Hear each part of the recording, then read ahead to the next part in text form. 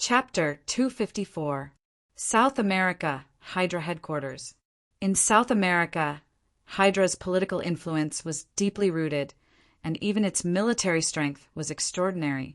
In this land, known as the back garden of the United States, the poppy, called Nazi, grew.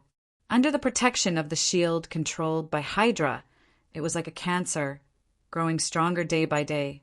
After the end of World War II, a considerable number of Nazi war criminals fled to South America and were also sheltered by many South American countries. Because Brazil had sent an expeditionary force to join the Allied forces, it took a clear stand against fascism. But other countries were not like this, especially Argentina, which accepted many Nazi fugitives and provided protection. Of course, there was also the shadow of Hydra behind this. Wolfgang von Citrick. Adolf calmly looked at the uneasy man in front of him. "You really disappoint me. When you commanded the leader of the Skull Commando in the Nazi Air Force, it was a disgrace to us. Now it seems that after so many years, you haven't made any progress. Your Excellency, Führer." Citrick opened his mouth to explain. Hitler raised his hand to stop him. "You don't understand the difference between me and you. Even if my motherland and my people see me as the Devil King today, I still firmly believe that what I do is just. I am not a perfect leader. My former thoughts, Nazism had many mistakes limited to the times, but I have always been committed to fighting against corruption. Citrick, you will never understand that victory and failure are not the end of our pursuit. The path we should adhere to is to struggle, to fight. Others think that the German tanks are naturally powerful, but Citrick, don't you know? In the early days of the Nazi Party's rise, how weak was Germany, a defeated country that had been exploited for 20 years. The government, the greedy nobles, the incompetent generals, the cowardly soldiers, and the entire Europe that stood against us. This country has been rotting for 20 years. But are we afraid of these? No, they should be afraid of us. We let them know that the end is near. We tell them that judgment is coming. Because we've always been fighting against these rotten things, we naturally have everything. On the battlefield, the lads died for the Nazis, not because we brainwashed them, but because we once fought for them, and now we're leading them to fight. We are not doing this for ourselves, but for Germany." Hitler stared at Citrick, watching him sweating profusely. The short man standing in front of him was even taller than the tall man. "Citrick, you made the Nazis lose their motherland. We don't even know who we're fighting for. Now that the German people have made their choice, we have no one to rely on. Princeps." Citrick was even more afraid.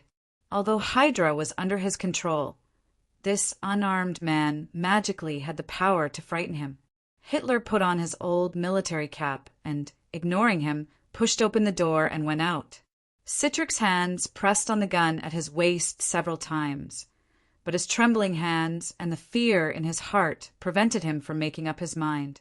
The man who once loomed over his head had returned, and this time his shadow was even stronger. Even as an ordinary person, he couldn't fight back at all.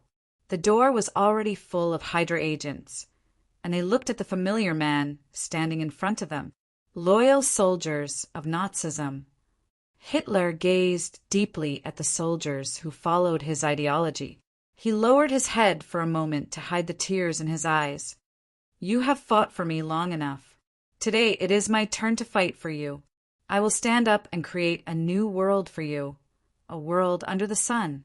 Today, you don't have to be loyal to the Hydra. The Hydra should be loyal to you, and the Nazis should be loyal to you. Together, let us create a new world. Welcome the arrival of the apocalypse and fight against the apocalypse." Hitler raised his hands and roared with all his might. No one doubted his sincerity and determination. "Long live! Long live! Long live Hitler!" Everyone shouted fanatically, and Hydra was boiling at this moment. Half a day later, the Hydra emblem was taken off, and the Nazi soldiers wearing the swastika symbol took over the entire Hydra base. This group of Hydra without a leader had a real dragon head. "Things are going better than I thought," Hitler, standing in front of the mind controller, looked at Yuri's big bald head on the projection, smiled, and said, "You remind me of Stalin, who fought all his life and finally lost to those rotten things. Steel, tough, strong, firm, but difficult to resist corrosion and oxidation. Führer, maybe I should call you the dictator of South America and Africa now." Yuri sneered, "There will never be a day when we recognize the Nazis. We will be mortal enemies. But in the face of the enemy, we still have the basis for a deal." Hitler said calmly, "Like the Soviet-German treaty, we all know that it will be torn up one day. But this does not prevent us from cooperating now. What's more, the apocalypse has already paid you." When I encountered the apocalypse, I once said, "Since the ideal requires us to cooperate with the demons, why not find the most powerful one? Now, you are not the most powerful demon. Where is the thing that the apocalypse gave you?" Yuri spread out his hands and asked. Hitler put a translucent pill in the palm of Yuri's virtual image. With the slight fluctuation of Yuri's illusion, the translucent pill gradually became transparent and finally became the same illusion as Yuri and fell into Yuri's palm. This is NZT-48. From the analysis of the components, it is a stimulant, but it has very serious side effects. Can it be overcome? Yuri carefully observed the gift from the demon in his palm. It's difficult to change the body's nervous system and affect the brain, but we are confident to overcome the impact on the organs. In other words, it will not damage the body, but will cause irreversible changes to the human nervous system. And people who take this drug for a long time will no longer have negative emotions. In fact, they will become rational to the point of indifference. It's hard to say whether this is the side effect or the main effect, but it can help us focus and even make our will stronger. Of course, after stopping taking it, people will feel anxious, fearful, uneasy, and angry. It's a kind of mental pain, the pain of becoming a mediocre person physically and psychologically. If the nervous system is not completely mutated, then the user can deeply feel what hell is. Generally speaking, how long does it take for the nervous system to mutate? Yuri asked. Hitler was silent for a moment before replying. "It will take 3 years, but there is a direction for improvement." Yuri paused for a moment and said to Hitler, "I will send Soviet scientists to you. I have something else here that will help our cooperation project." In the Nazi laboratory, a large number of researchers worked in an orderly manner in the huge laboratory. The scientists walked between the test benches. In the center of the tightest security, a row of liquids of various colors was carefully placed in a thermostatic safe with a label on it. Super Soldier Serum Infinite, Formula Lizard, Serum Osborne Human, Enhancement Serum, Incomplete, Professor X, Serum X, Weapons Serum Mutant Serum, Bank Sentinel Project, Incomplete, GH3, 25 mGHD, Light Wakanda Unknown Plant Extract, Extremist Virus in the middle of these precious samples. There is an empty test tube with the same name as the experimental project, New Hope. This is the new hope of mankind, the savior of the apocalyptic revelation. Yuri hopes to find new hope for the next stage of human evolution, and Hitler is looking for new hope to create a new, perfect Aryan race that surpasses the old humans. They have almost exhausted their ability to collect all the successful and unsuccessful human enhancement drugs in the two worlds, trying to find a new direction in these crystallization of human wisdom, looking for new hope. Chapter 255. On the outskirts of Mexico City, at the border between the urban civilization and the slums, the Mexican poor people who got up early looked at the motorcade moving on the road in horror. The blackened, metallic motorcade stretched out nearly 2 kilometers in length, driving silently on the road leading to the outskirts of Mexico City. The neat and orderly motorcade was incompatible with the country, exuding a cold, steel-like aura of death. The poor people struggling in the slums were surprised to see the gangsters and drug lords, who used to be insufferably arrogant and regulated the law and order of the slums, kneeling on both sides of the road and shivering. Soldiers in old military uniforms from World War II stood quietly on the main roads. Their uniforms, weapons, vehicles, and tools had two very conspicuous symbols: a skull surrounded by a hydra in the center and the famous Tau. No one dared to speak. Everything happened in tacit silence. Even the noisiest and most naughty children had their mouths covered by their parents. It was already early in the morning in the slums, so it was as quiet as a ghost town. In such a large, messy area, only the sounds of animals, the wind breaking the silence, and the sound of the soldiers moving quietly could be heard. Occasionally, a faint whimper could be heard with their hands covering their mouths and noses, followed by a muffled gunshot, like the sound of firecrackers through a layer of quilt. Corpses of gangsters were constantly dragged out of the dilapidated houses, or from the luxurious houses that were very conspicuous in the slums. Pairs of frightened eyes looked at everything through the cracks of their doors, peeping at the blood and smell that had been diluted by the water. Soon, everyone received a notice. Along with the notice, a silver metal number plate was stuffed into their hands. According to the number plate, they had to go to the hospital near their homes at a specific time.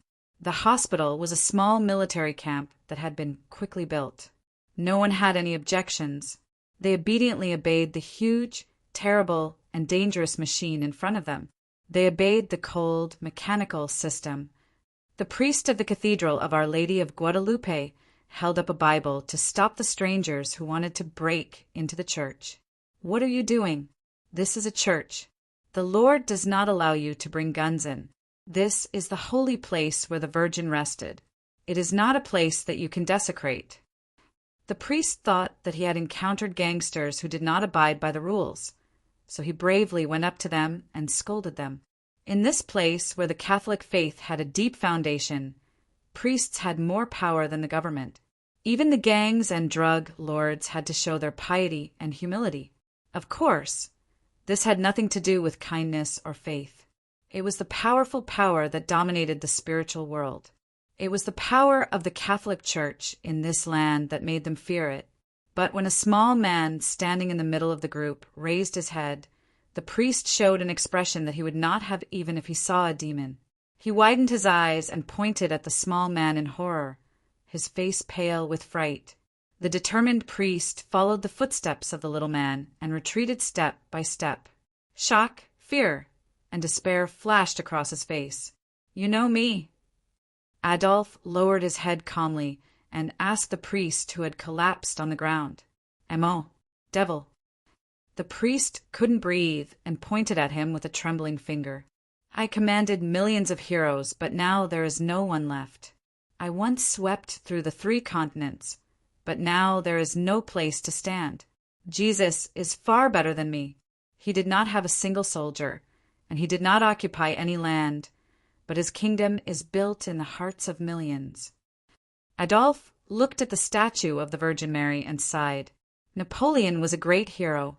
He actually admitted his failure like this. Adolphe turned to look the priest and said, "I know that you see me the same way. You despise my cruelty and my army. You despise my country and my achievements, because the kingdom of Jesus is eternal, but I have no place to stand." "Devil," the priest said in fear, "compared to the Lord, you are only fit to wail in the flames of hell." "Faith, I know this power. I've used this power before. I know it better than any of you. Is there a fact that you've never thought about? You've never seen the Lord, and you've never felt his power, but you're still devout and believe that it's sacred, just like most people in this world. Do you know? I have seen him. The one you call Jehovah, the one you worship as sacred, the one who created mankind, the one who dominates this world. He is an Easterner. God is a Chinese." Adolphe's tone was slightly agitated, but he spoke to the priest without any malice. "God." The priest crossed his chest and looked at him with a gaze that hated heresy. Adolphe did not care. He only said with some frustration, "This made me confirm one thing. The God in the Bible does not exist." Then I realized, why? This is such an obvious fact. How can a lame lie from the 1st century BC deceive the devout faith of nearly 2 billion people in this era of science? Why can it dominate your spiritual world and become the uncrowned king? Why? Then I finally realized one thing. While all the laws and truths of this world are dominated by science, there's a place that is hidden in the fog, that is the study of mankind itself. I am not talking about the study of the human body, but the study of human consciousness, personality, genes, and all the materialization of this concept. That is to say, the foundation of all research is to study human beings as human beings and never look at human beings from the most fundamental perspective. That is to say, human beings are not studied as human beings, but as a concept of materialization, an objective object, an animal that can be dissected, and an evolving primate. All ignorance is because it is not scientific. When I realized this, I could finally say humans are simple and we can easily control them. The priest looked like he was looking at a madman, but Adolf did not care. He just calmly summoned an SS soldier and took out a tube of light blue liquid from his metal suitcase. 2 officers propped up the priest. Adolf took out the syringe, rolled up the priest's sleeve, and calmly inserted the syringe into the priest's vein. I know that in this land, some psychotropic drugs and stimulants are very popular. Adolf injected the drug and asked the priest, I believe that there must be devout believers and priests who are unfortunate enough to be infected with those things. Do they rely on the power of faith to defeat those things? After being tempted by the devil, there's nowhere to run other than to repent and hand over the soul to the Lord. The priest said with a trembling voice, Humans are simple, and the human spirit is also simple. Personality is just a short period of time, and the content is not rich enough. It's just a stress response of brain hormones. When ethics and morality imprison this mystery, it is mysterious and sacred. But when the light of science shines in, we destroy, reconstruct, study, control, toy with, modify, and use the most violent and direct methods to touch its essence. It is worthless. Many people think that willpower and faith are powerful, but that's only if no one forces it, and there's no power to violate it. If there is, then the domination of consciousness is the same as death. It's not something willpower and faith can control. Being controlled is the same as being killed, and it becomes an objective existence. The human spirit is not as sacred as they think it is. It is something that can be objectively controlled, modified, and manipulated, and the study of this objective object is the study of human control. Adolf roared loudly. He waved his right hand crazily. Germany's technology is the best in the world. Our research on human consciousness, humans, and everything that makes up their spirit has touched the most fundamental law. We know how to control your thoughts, emotions, consciousness, and subconsciousness. This means that the control of humans has finally touched the spirit. From now on, the throne of your spirit world will be handed over to me by Jesus. The state, the system, will be like religion ruling over your soul. Oh God! The priest reached out his withered hands and hugged the cross on the altar. But he didn't have the strength to stop the changes. On his skinny hands, blood vessels bulged out, like purplish-red chains wrapping around his body. His body shriveled even more, as if all his life force had been sucked out of his body by those strange blood vessels. On his skeleton-like skull, 2 canine teeth slowly protruded, going past his lower lip. The tall priest finally shrunk into a mummy less than half the height of a human. Adolf watched it all happen attentively. In the end, he asked someone to carry up a coffin-like container. Through the crystal-like material, he could see the flowing red liquid inside. An SS officer carefully lifted the mummy and put it into the crystal coffin. The withered corpse absorbed the red liquid into its body like a sponge. The dead gray skin fell off the mummy.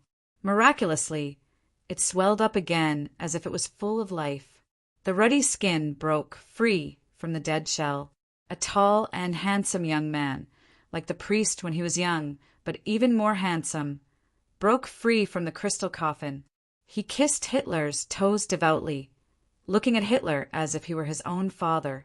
"What have you done?" says the Lord. "Your brother's blood cries out to me from the ground. He has opened his mouth and accepted your brother's blood from your hand. Now you will be cursed from this land. You farm, the land will no longer work for you. You will wander on the earth." Hitler looked at a certain direction in the sky.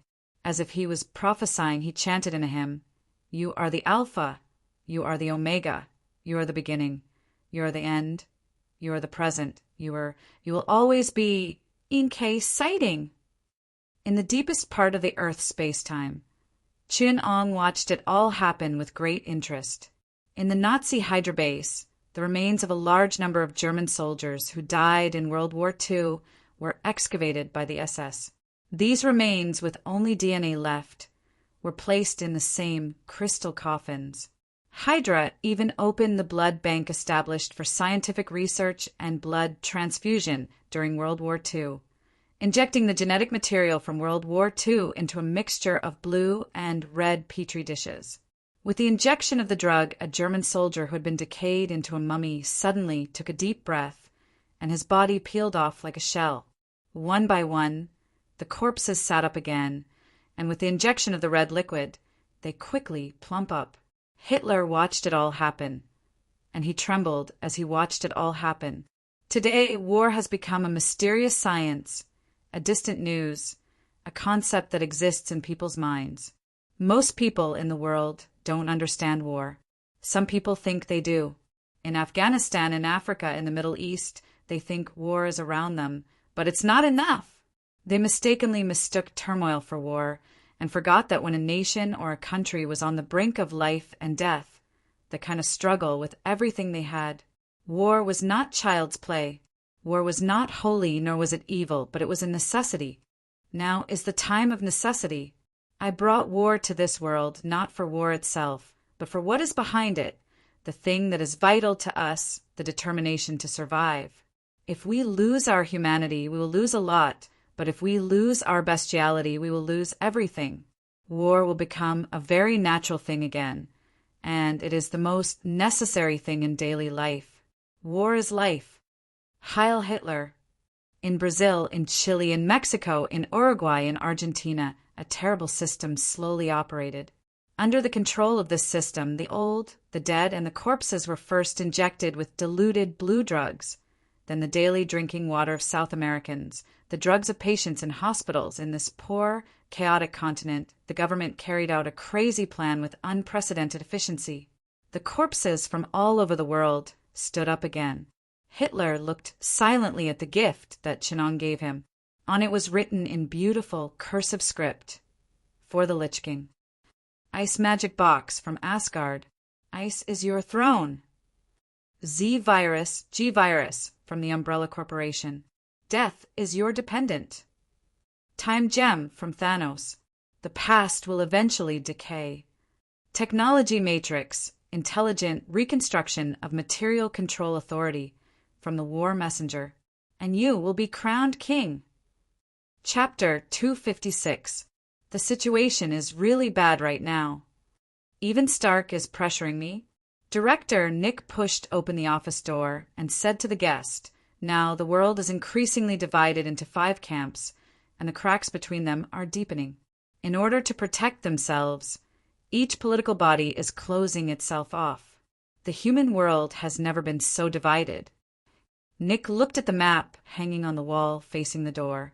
On it, the deep red of the Soviet Union stretched from Eastern Europe in the west to the Bering Strait in the east, like a giant bear lying in the north overlooking the world. The bright red of China, centered on the rooster, swept across East and Southeast Asia and even occupied Australia and New Zealand.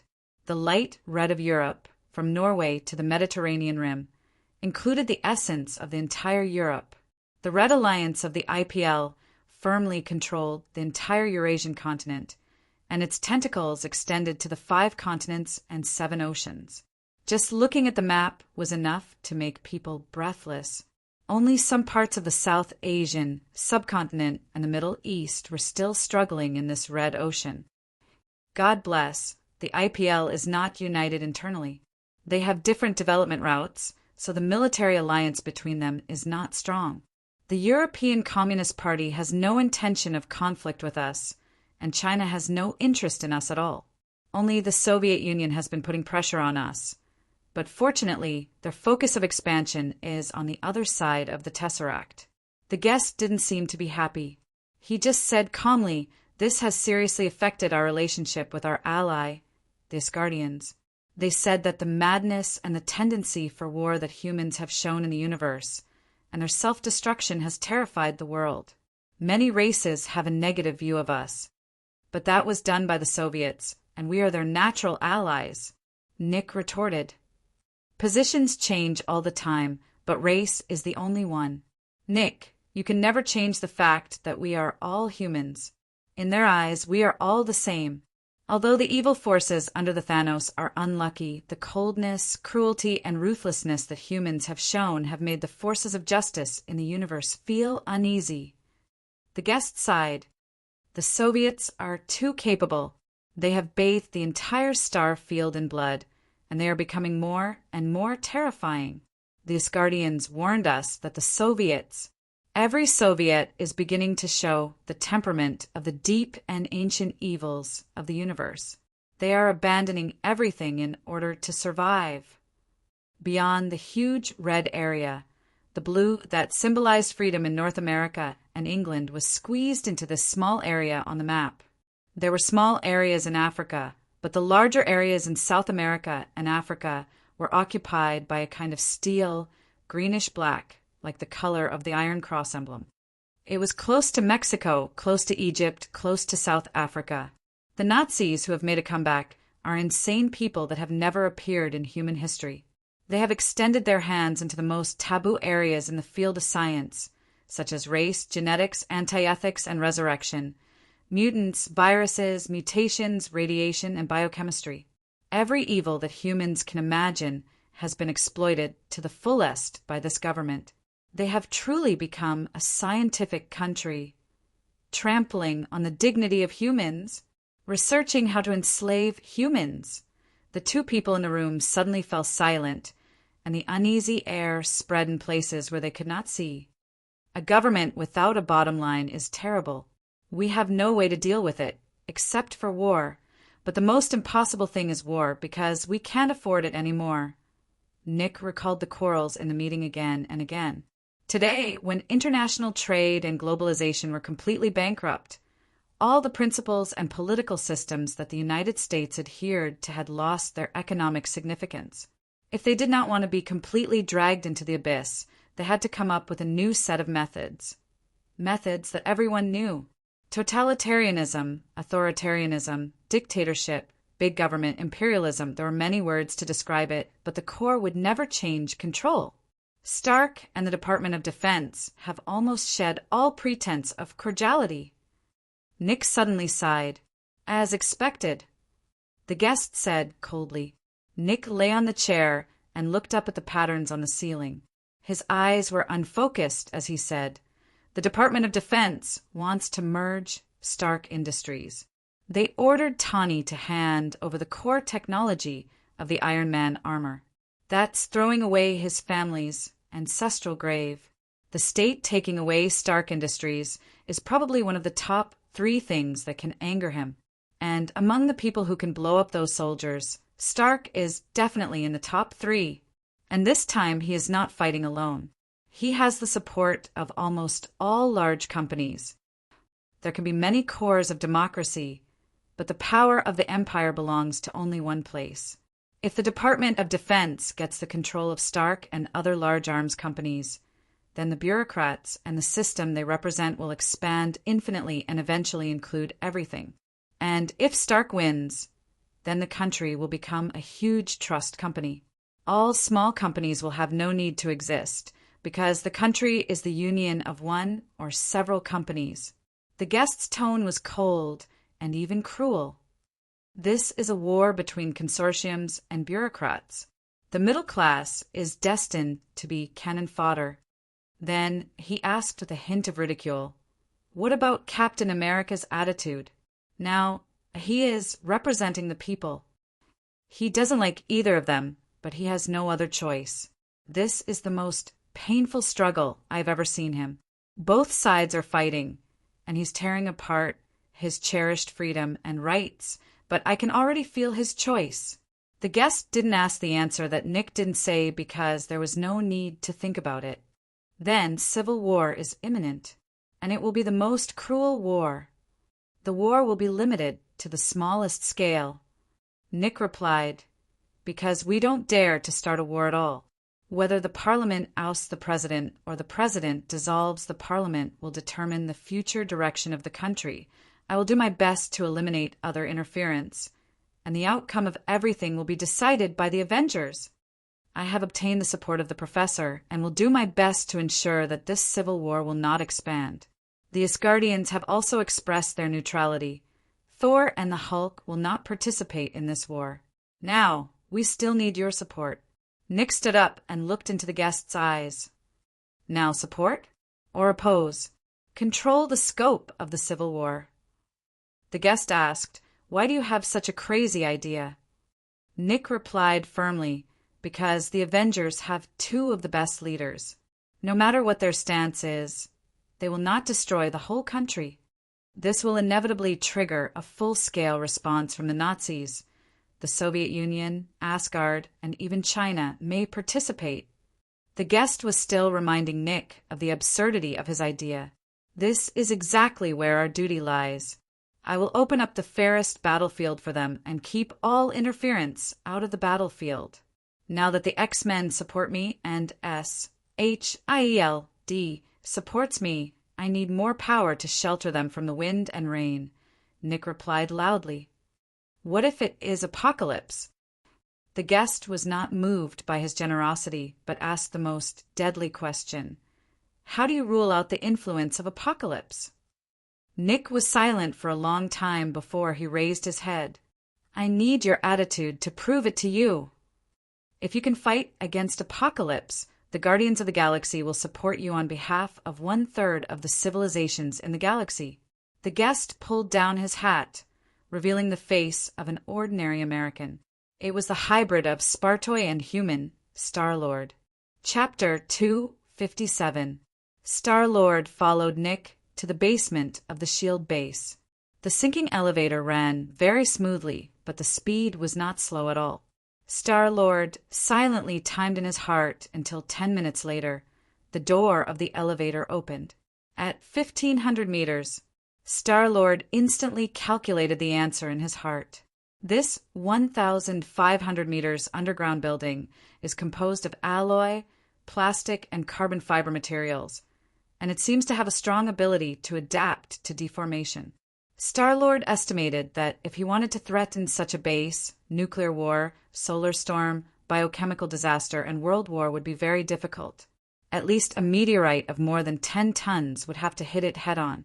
The structure of the base is very complex. Most of the passages are closed, and Nick didn't seem to have any intention of showing him around. So Star-Lord had to keep up with Nick's pace resentfully.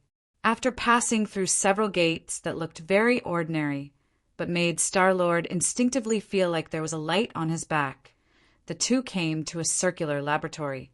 The laboratory is a huge holosphere. According to Star-Lord's perception, this should be the center of the entire underground base. The surrounding walls are made of an elastic metal material that looks like plastic. Star-Lord secretly touched it, and his tentacles felt a soft and slippery force sliding away the pressure he applied. Star-Lord was surprised, so he added a little strength to his hand and secretly brought energy with him. As a result, it was as if he had touched a layer of soft and tough air film, and his fingers were slowly and firmly slid away by the repulsive force. This is an energy repulsive metal. Nick glanced back at him and passed the meaning of "I see you" with a meaningful look. Seeing that Star-Lord was not embarrassed at all, he continued, "It has a special property that can quickly transmit the pressure when it is under energy pressure. This makes it almost indestructible. If it's true, Star-Lord looked at him with a surprised face and said, "Why don't you use it as a weapon? You don't look like... you're not that particular person." Its conductivity is related to its scale. An energy, repulsive metal the size of a thumb has similar resistance to energy as ordinary steel. Only with enough volume and mass, its resistance will increase exponentially. Natural prison material. I'm a little curious about what you've locked up here. Star-Lord looked inside through the window of the Circle laboratory. It was glass made of high-strength materials, with golden veins running through it, and Star-Lord recognized this material. The Asgardians used it to make divine prisons to imprison the most dangerous criminals in the universe. The interior of the Ring laboratory was a huge spherical space with a diameter of about 150 meters. It was a huge space surrounded by the Ring laboratory and other base structures. At the bottom of the space was an extremely powerful anti-gravity device. It suspended a huge metal ball with a diameter of about 80 meters in midair. The same energy-repelling metal cast a huge, almost indestructible prison. Who are you holding captive here? Slayer Lord? Or Odin? Star-Lord was stunned. This place uses Asgardian technology, and it is also one of the best prisons in the universe. If you are locked here, it will definitely be like a nightmare. A terrifying shadow, a nightmare in the universe. Nick obviously didn't want to say anything, but he took Star-Lord on a force field floating disc without mass and slowly drifted towards the air prison. A semicircular hole was sunken in the spherical prison, sucking the two in. Star-Lord finally saw the prisoner in the prison, a slightly child-looking Asian young man, wearing a white researcher's coat, walked between the test tubes and reagents, methodically analyzing data on the test bench. He seemed to be operating 5 or 6 experiments at the same time, and there were 3 researchers next to him. But the tedious experiments that made the assistants flustered were as smooth as flowing water in his hands. Star-Lord, who is proficient in various sophisticated disciplines in the universe and is also an excellent scientist, suddenly felt the crushing of his IQ. Some formulas and calculations that violated his common sense flashed on the display screen, and other beautiful and symmetrical smooth formulas also slid across the display screen, like angels and demons dancing together. He is... Star-Lord pointed to the prisoner and suddenly felt like his tongue was tied in a knot, and he couldn't untie it no matter what. The expression on Nick's face changed, and a kind of confusion mixed with fear and anger made the Iron Director look a little embarrassed. He nodded silently.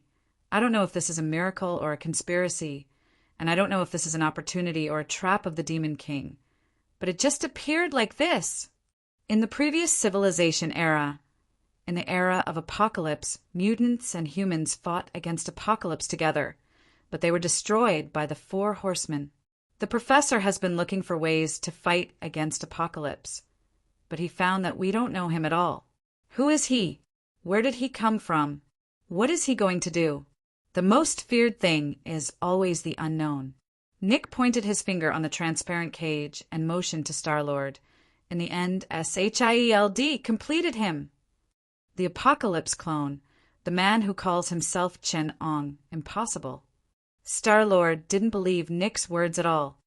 You can't get the genes of Apocalypse at all, and even if you get them, it's useless. For that kind of existence, they are the mark of life itself. They are the only one. Yes, we can't get the genes of Apocalypse, so we imitate him. What we are doing is not copying an Apocalypse, but imitating the Apocalypse itself. Recreating an Apocalypse is just a disaster, but we can get close to him. Nick replied, through the highest technology of mutants and humans, we can complete this miracle. His genes come from countless mutants, but the most important ones are 3 of them. The atavistic evolver, who has the ability to change genes to adapt to the environment, Darwin. The genetic mimic, who can imitate and change their own genes, and has the most terrifying genetic potential among mutants, the demon woman. The personality copy ability, who can absorb, learn, and imitate other personalities, change their own genes, and obtain other mutants' abilities, a large group. We completed a perfect blank sheet, a large group of imitated personalities of Apocalypse. Just like seeds, we obtain the embryonic form of the Apocalypse personality. And then in this body that can perfectly adapt, imitate, and evolve, we recreated an Apocalypse approximation in order to spy on the secrets of this demon. He is the most perfect human body, and he will definitely be able to reproduce the secrets of Apocalypse from human beings to that kind of existence. He doesn't have any genetic material because he contains all genetic material. He is the conceptual incarnation of mutants and humans. He alone contains all of our existence because he is the human and mutants themselves. You can call him Adam, or you can call him Satan, because he is the son of humanity and the incarnation of the ancient snake. This is SHIELD, S plan for Apocalypse, Garden of Eden. Did you succeed? Star-Lord looked at him like he was looking at a madman, like a rhetorical question, but also like a statement. Yes, he had some memories when he was born. Now we know his name, which may also be the name of Apocalypse, Chin-Ong. Nick looked at Chin-Ong with extremely sharp eyes. Maybe you see the shadow of Apocalypse in him, but he is not Apocalypse after all. What can defeat him may not pose a threat to Apocalypse. After all, it used to be the Apocalypse of human beings, and it has long been a different existence from the current Apocalypse. We know. Nick replied calmly. The professor helped us locate the degree of similarity between his personality and the human personality of Apocalypse. Now it is only 12%. Every time he gets closer to Apocalypse, the similarity will increase a little. When it reaches 100%, he will become the incarnation of Apocalypse, one of his clones, and this change is irreversible. He will instinctively transform towards the personality of Apocalypse.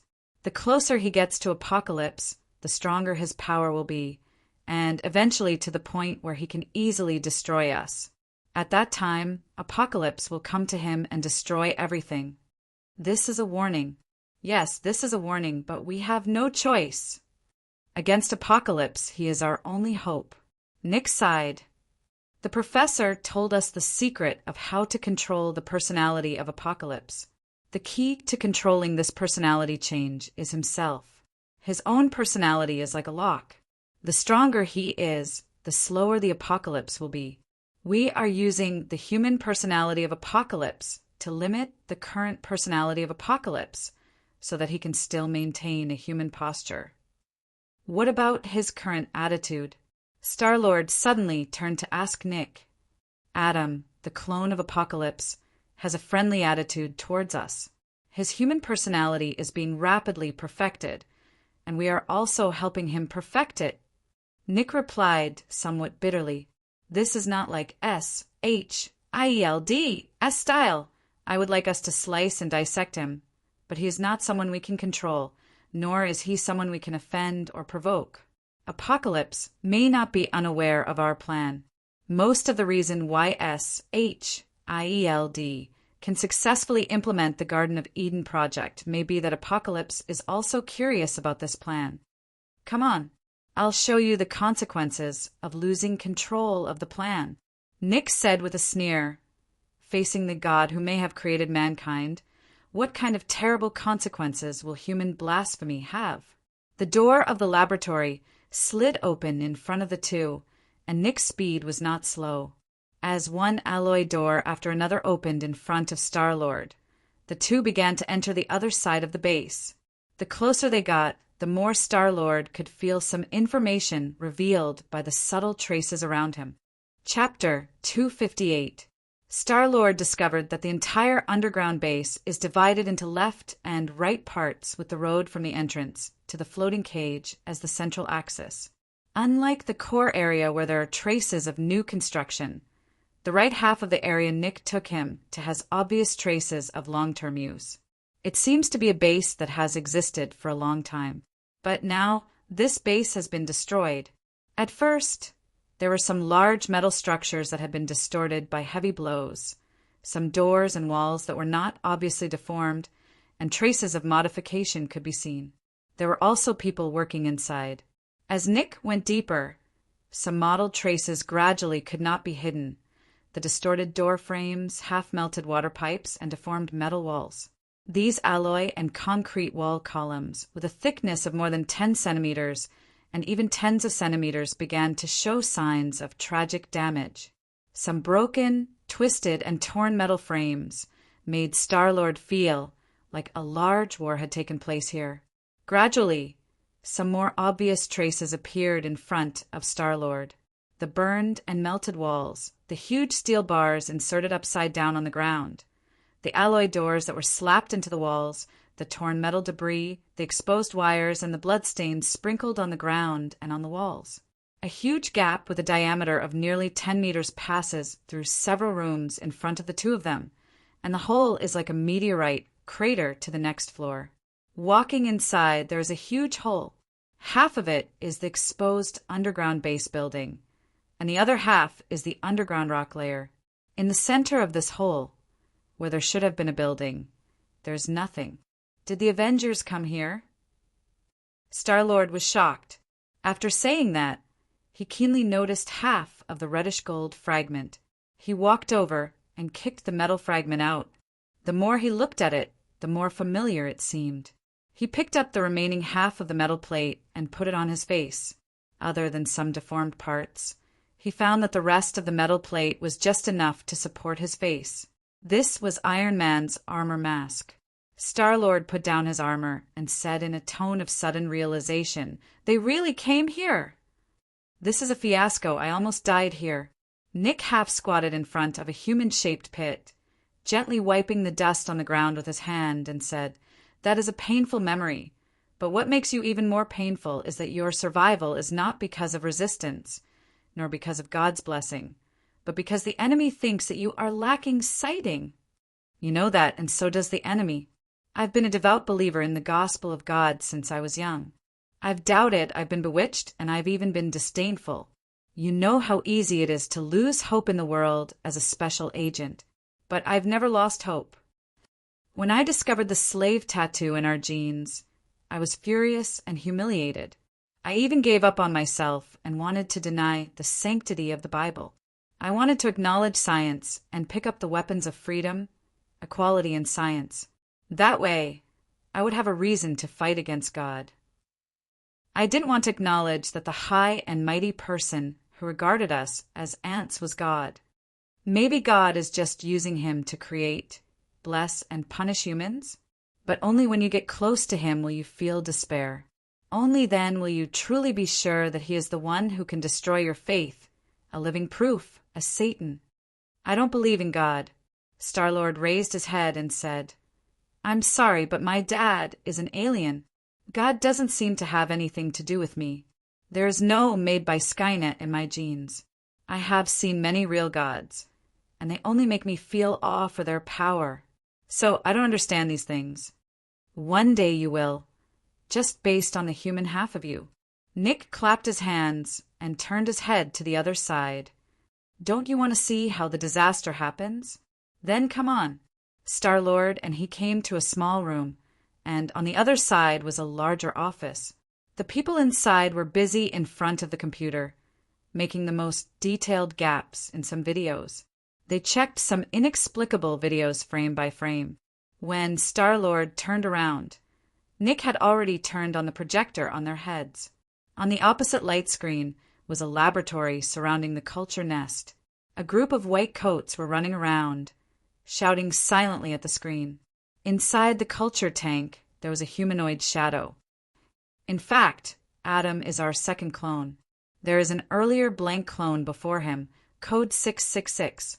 He is a clone that we cultivated with a large group of residual primordial stem cells, which contains the memories of a large group of people trying to simulate the apocalypse personality. Unlike the composite clone that has been cultivated many times now, the mutant genes in his body are very active. If we want to plant a seed now, then at that time we wanted to make a mirror that reflects the apocalypse personality, a mirror that restores the apocalypse. We thought we could control him. Where did you get this kind of confidence? Star-Lord said sarcastically. Nick did not answer, but controlled the screen to skip to the next video. The Oriental young man in the video looked exactly the same as the one Star-Lord saw in the core area. The researcher in the video wanted to draw a tube of his blood. The young man just changed to a more comfortable sitting position, and the researcher blocked in front of the camera as if he was drawing the young man's blood. Nick paused the video. Unlike what we thought, 666 did not show any hostile emotions. Some generals thought he was hiding, but later we discovered that the newly born clone evaluated us with an absolutely objective attitude, no positive, no negative, an impartial and fair attitude. Because his personality has just been born and his memory does not carry emotions, he will only determine his position according to our attitude. The first change was when we tried to control him, which represented he was partially released and his personality took a step in the direction of apocalypse. He has a reason to control us. In 3 hours, he learned to crack our control chip. That was developed by Tony Stark. When the researchers tried to hurt him, he learned hypnosis, how to scientifically control a person from a physiological and psychological perspective. You see, from this moment on, all the researchers who have been close to him are controlled. Some are completely controlled. Some are just psychological suggestions. When drawing blood, this researcher blocked the monitor and drew a tube from his arm. The video jumped to the next section. This time there was no clone 666, but the researcher Star-Lord had just seen on the video. In the laboratory, the researcher separated a substance from a tube of blood under the camera, making a tube of transparent reagent instantly turn violet. This color is as clear as the sky and gorgeous as petals and butterflies. Violet, the name of this potion, comes from its color. We suspect that it was separated from 660 SXS blood, although we don't know how he instilled that difficult knowledge into his control targets. We are sure that Dr. Allen, who made this potion, was not simply hypnotized. He was domesticated. Just like humans control dogs, he was controlled and domesticated, so our psychiatrists couldn't find anything wrong. When others were suspected, they were all injected with violet. The potion developed their brains. At that time, each of them was the best psychiatrist and hypnotist. Damn, what did the report say? Everything was normal, but the doctor's pupils were a little blue. Nick swore fiercely. By that time, violet had already begun to spread in the base, and 666 was even more like the master here than I was. They nibbled away at the entire base bit by bit, except for some S-H-I-E-L-D. S-isolation system, 666 could do whatever he wanted in other places. At that time, their experimental progress was very smooth. Not only 660 SXS Project Eden, but also other confidential and even top-secret projects, all went smoothly. I thought they were enlightened. I didn't expect them to change the lab supervisor and the host of the experiment. Do you believe it? At that time, it was 666 who was presiding over S-H-I-L experiments, and he even presided over us to study his own projects. Chapter 259. The development of the overclocking potion is behind schedule. Chun Ong handed the tablet in his hand to Dr. Pierre next to him, pushed the glasses on the bridge of his nose, and said, "This is my reformulated experimental plan. I want to apply for human experimental volunteers from S-H-I-E-L-D. Tomorrow morning, I want to see 2 experimental teams on standby. Tomorrow, SHILD will come to visit an experiment that is not good for you. The progress of our virtual experiment has attracted their attention. According to the report, several biological companies that have great influence on the military may request to conduct some biochemical experiments on you." Dr. Pierre looked at Chenong uneasily and proposed, "Should we send a team to wipe them out?" "No." Chin Ong shook his head. "This is too easy to attract attention. Find a way to disclose it to the professor." The replication of extremists in the biochemical group is close to success. The cracking of the Iron Man armor by the mechanical group lacks the information of the arc reactor. We applied to shield, but it was rejected. The information about your original body, Apocalypse, is tightly blocked, and it will take us a long time to get in touch with it. How is the Garden of Eden project going? Chun-Ong suddenly stopped. My memory is waking up faster and faster, and the emotional deficiency disorder has entered an irreversible late stage. According to the conjecture of the Garden of Eden project, my personality will get closer and closer to the original body, and eventually become a part of him. Chun-Ong looked back at the other himself in the culture tank, and suddenly became a little absent-minded. I have been seeing some illusions recently. The origin of life, the paradox of dimensions, the fundamental forces interweave the strings of space-time in front of my eyes, and the vast light and shadow of the deeper layers of the world appear in front of my eyes. However, as a low-dimensional creature, I can't understand it. It is just some illogical and bizarre illusions in my eyes. I know that in the eyes of my higher dimensional self, I is just a lengthy redundant part, mixed with length, width, height, and time. My personality and all of my existence are just a part of Chun-Ong. We are one, and we will eventually be one. The entire significance of my existence, in terms of time, fate, variables, and everything, is just a part of the enormous existence that transcends time and dimensions, just like a jellyfish that occupies a vast dimension or a segment of a tentacle that penetrates this time and space. My fate has been decided, but I want to leave something behind for the future.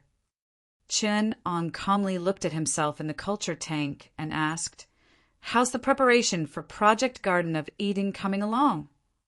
Dr. Pierre looked up from the huge amount of experimental data and replied, "It has been verified. We have completely cut off contact with the spies.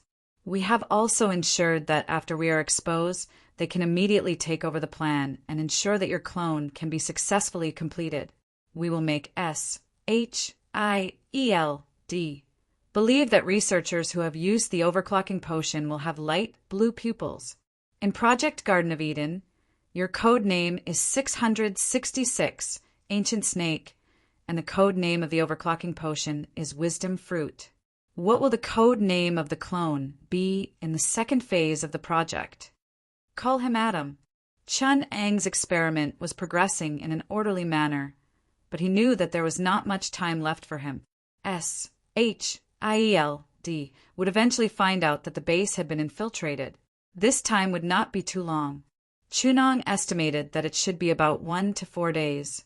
He usually did not put the initiative in the hands of others, so when the military could not help but intervene, he knew that the time had come. The military and the large consortia entrenched in the biological field were very fast. It seemed that they really put enough pressure on SHIELD that they actually forced Nick to send them to the base with a dark face. At this time, Chun-Ong was still observing his own cells in the culture medium. In the entire underground base, the most valuable research object was himself. Almost all of the mutants and SHIELD's most advanced technology was concentrated there, and it might also contain the secret of the prototype. Chun-Ang's own cells were the most advanced biological weapons and biological research carriers. It could be said that all the current problems in human biology could be found in them. Chun-Ang's research was very smooth, but it made him calmer. The endless inspiration and godlike process in his mind during the research made him feel more and more deeply the loss of his personality. Slightly tilting his head, he heard the footsteps of Nick and the others.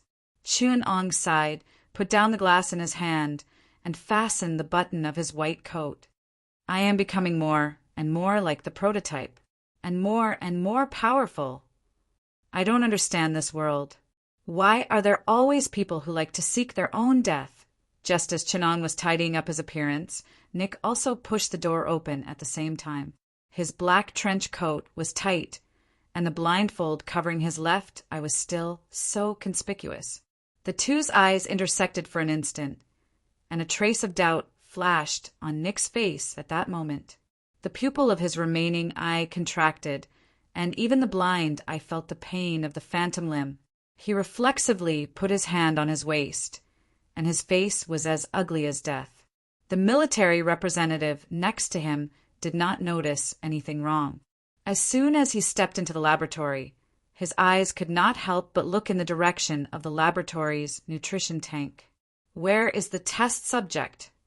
The military representative could not help but ask. "Hello." Chinong smiled and said, "I am."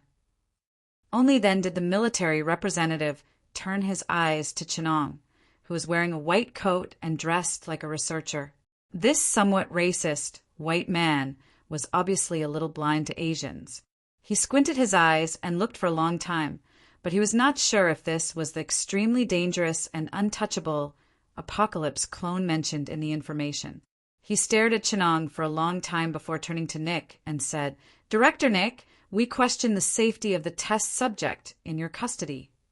In the document, you assured the committee that he is in an absolutely safe and well-monitored place, monitored by the most elite agents of SHIEL. The laboratory is built thousands of meters underground in a nuclear-proof underground laboratory that can fight head-on against the attack of the military. You also guaranteed that the dangerous test subject will be carefully and safely separated from the researchers, and only the most reliable people can get close to him. But now I see him in the hall of the laboratory, and I can't even tell the difference between him and ordinary researchers. He is right there, less than 10 meters away from the door of the laboratory, and there is not even a sturdy door in between. Then, how do you want me to control him? Lock him in a freezer? Just like General Ross did to Dr. Bruce?" Nick walked down the stairs and turned to say to him, "Obviously, Apocalypse is not the Hulk. We have lost control. P.S. I don't have much inspiration, but I have to maintain a 2-day update schedule." Chapter 260. Nick's expression remained calm, but if anyone could see under his suit, they would see that every muscle in his body was tense. He was like a fully drawn bow that was only one step away from releasing all the stored energy and unleashing an earth-shattering attack. He mobilized every bit of potential in his brain, trying to maintain the balance between the two extremes, be it the military or ancient snake 666. As long as one of them made a move, it would lead to an all-out conflict. Nick stood between Chinong and the military representative and emphasized in a stern tone, "This is SHIEL S-Base, and I'm the person in charge appointed by the Security Council. I have the right to make decisions that I think are in charge of, and I don't have to listen to someone who doesn't have the authority to question me. Mr. Anderson." He turned to Anderson and said, "SHIELD is only responsible to the Security Council. If you don't have the authority, please go back and question my actions. The Security Council will ask me about it. But now," he turned to look at Chinong and emphasized, "Listen to me." Anderson, the military representative, didn't seem to agree or disagree. He only looked at Chinong with a venomous gaze, as if he was looking at prey and goods. Chinong keenly sensed the viciousness and greed in his eyes. This kind of malicious gaze seemed to stimulate his body's instinctive reaction, causing his personality to be divided into two different cores at this moment. One was rational like a clear blue lake, like a mirror that reflected all kinds of strange thoughts and emotions in the eyes looking at him. The other personality was high above, containing all of his emotions, but also detached from them. It was like an abyss, like a god. While controlling himself and his emotions, it could also perfectly reflect the messy emotions and thoughts of the people around him that were reflected by the other personality. Nick's tension and uneasiness, Anderson's greed and viciousness, and the tension, hostility, and doubt of the other SHIELD agents. All kinds of complicated human nature were reflected in Chen Ang's mind at this moment. Oh, I'm very familiar with Anderson's greed. It's not the greed of ordinary people, nor is it the sharpness and brutality of soldiers honed through life and death situations. Instead, it's more like the indifference and extreme, conceited greed of the rotten nobles and the vampires of Wall Street. This calm and crazy smell is very much like the smell of financial vampires. As the dominant personality in the depths of Chen Eng's mind was peeled off layer by layer, Anderson's most secretive and most unbearable thoughts and fantasies were exposed along with the dark side of his mind. This kind of complicated scheming, with sinister negative emotions, shouldn't appear in a soldier. There are tyrannical warlords everywhere in the world, but sinister soldiers are rare. This is the temperament of those schemers who hide in the dark. This is not military at all. Chun Ong smiled faintly, stirring up a trace of Anderson's emotions in his heart. It had to be said that Nick's efforts were successful. He had almost maintained the fragile balance of the scene. If Chen Ong had not messed things up, ancient snake Chen Eng's appearance did not change, but his personality had always reflected the personality of Chen Ong. This most sensitive reflection had not yet stabilized. Even the slightest bit of malice from the outside world would trigger a change in his personality. This more fundamentally reflected the ruthless side of Chen Ong, like a god or a demon, controlling everything and operating the sun and moon. When Anderson's hostile eyes triggered his instinctive reaction, Chen Eng's heart was already filled with murderous intent. This emotion was reflected through the mind, pulling the entire emotional reaction chain, which was everyone within Chen Eng's sight, into the malicious hell created by Chen Ong only used his eyes to transmit this malice, silently evoking the negative emotions in the hearts of S.H.I.L.D. agents and military personnel. Anderson loosened his tie a little irritably, suppressing the tyrannical emotions in his heart, and replied, "Procedural justice is right, Mr. Director. I understand where your authority lies, but I have to answer that I have the authority." "Do you know what you're saying?" Nick felt that the fragile balance was a little out of his control. "I said, I have the authority, sir. The board has given me the authority to take over the monitoring of that monster when necessary," Anderson repeated while staring into Nick's eyes. "Mr. Nick, it's obvious that you're not reliable enough to be trusted. Your willfulness has already made the board feel uneasy.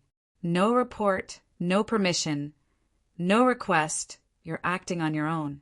And S.H.I.L.D. is not your toy. What we want is not a psychological analysis of that monster, not a warning to influence and control carefully and not to use violence. We need results to modify that monster's genes, brainwash him, control him mentally, study the source and ability of his power, collect his genetic material, and create batches of weapons. Organ modification, gene transplantation, cell mutation. Please, we're studying a clone of our enemy. We need to find out the secret of his strength. You've accomplished nothing in this precious time. Nick, the board has already lost its patience. This is not some humanitarian research institute, okay? It's not like S.H.I.L.D. has never done dirty work before. I submitted a report with more than 3,000 pages. Nick raised his head angrily. What do you think we're researching? Superman's serum? Or the Tesseract? Who do you think our enemy is? Hydra or Nazis? With a wave of his hand, he threw the blueprint on the table at Anderson's face. Look at your genes. When the shadow of the apocalypse shrouded the universe, your ancestor was still a monkey. The collar he put on us humans haven't been untied for more than 10 centuries. I've provided them with the most comprehensive report and the most reliable analysis. Our allies, the Asgardians and the mutants, all warned us that if we treated their clones like experimental subjects, we would be slaughtered like monkeys. I won't pay for your stupidity. So I'm in charge here. Nick's aura suddenly rose like a mountain. His face was dark. The agents from S.H.I.L.D. were already facing off against the people brought by the military. Between the two sides, the situation was about to erupt. But Anderson only sneered. The report is good, but it's meaningless. The board's thinking is simple. If you can't do it, then I'll do it. The military agent behind him handed over a suitcase. Anderson unlocked it with his iris and showed the authorization document and video of the board to everyone. Now, I'm Nick of Procedural Justice. You have two choices. One is to lead your S.H.I.E.L.D. to betray your rules, go against its original will, and completely fall out with the board. He paused for a moment and looked at the struggling face of the S.H.I.E.L.D. agent. Then he continued. 2. Get out of my way and let me take the monster away. Then you can continue your research under the conditions here. No one will disturb you again, and I will pay for what I did today. He made an inviting gesture. Now, please make your choice. You're opening Pandora's box. Nick raised his head and said, And this time there's no last hope. Anderson shrugged. Maybe. Nick didn't answer. He just stood between Anderson and Chinon and closed his eyes. Tani will be here in 5 minutes. He can drag it out until Captain arrives. The Avengers don't have to care about the board. They can deal with this problem. Although Nick's mind was in a mess, he still maintained a sliver of clarity. That idiot Anderson. Anderson looked at his watch and smiled. I'll give you time to think about it. 19. 8. There was dead silence in the air. Only Anderson's cold voice could be heard. Nick's forehead was already covered in sweat. He saw the crazed look in Anderson's eyes and suddenly had a realization. He really dares. If only the professor was here. Nick actually felt a trace of regret. The professor's mind control ability could solve almost all the problems in human society. The only thing that could limit him was his conscience. Usually, Nick was very wary of this elder who had a different standpoint, but now he needed his help. There's nothing I can do. Child. At this moment, Nick suddenly heard a voice in his mind. I've been watching this place, but I can't do anything. This is the realm of apocalypse. If I interfere here, it will trigger an even more violent reaction. If I pry into his mind, then he will almost certainly show his mind power. Every time we interfere, it's pushing 666 one step closer to apocalypse. Every bit of malice will trigger 100-fold consequence. They originally had 2 personalities, and we're molding them into one. Like I said last time, the best choice is to let nature take its course. 3, 2, 1. Nick opened his eyes and looked at Anderson with a meaningful look in his eyes. He silently stepped aside, and the S.H.I.E.L.D. agents behind him also opened up a path. Anderson walked past Nick and only paused for a moment before ordering the soldiers behind him. Capture the test subject! 2 soldiers, one strong and one thin, walked out from behind him. They passed through the passage that the S.H.I.E.L.D. agents had separated and walked toward Chinon. When Nick saw the face of the strong soldier, a flash of inspiration seemed to flash through his mind. A familiar feeling made him fall into memories. When the soldier's face matched with the intelligence, he roared, Stop! The soldier did not react. He reached out to grab Chen-Ong No. Nick exclaimed, facing the soldier's attempt to grab him. Chin-Ang's expression remained calm. He maintained a state of knowing everything and feeling all the time, but he was too lazy to react. But this did not mean that everything was going smoothly.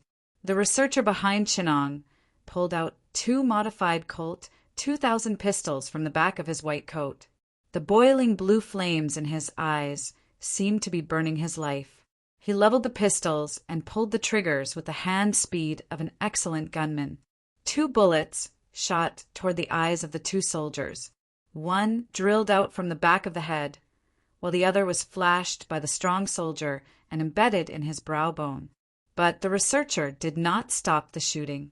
He held the gun steadily, like a typewriter, firing one shot after another at anyone standing behind Chinon. Some of the S.H.I.E.L.D.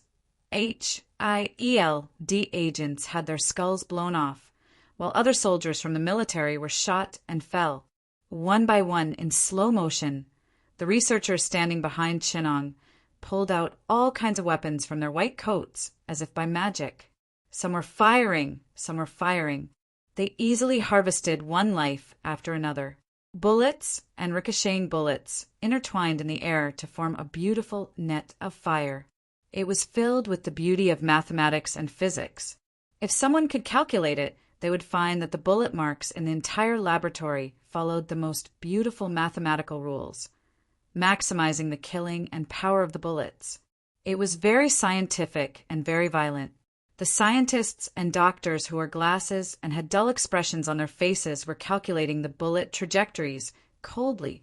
They controlled the muscles in their bodies and sent the bullets into the vital parts of the elite soldiers and agents. The whole scene was filled with a sense of humor and the cuteness of the contrast. Chun-Ong gently pinched a bullet that accidentally flew past his eyes and played with it in his hand. He stepped on the bullet shells and blood, slowly walking past Nick and Anderson under the escort of the accurate and terrifying bullet trajectories. With his superior reaction speed, Nick hid in the blind spot of the bullet trajectories. Anderson also hid in a corner under the protection of the strong soldiers who quickly retreated.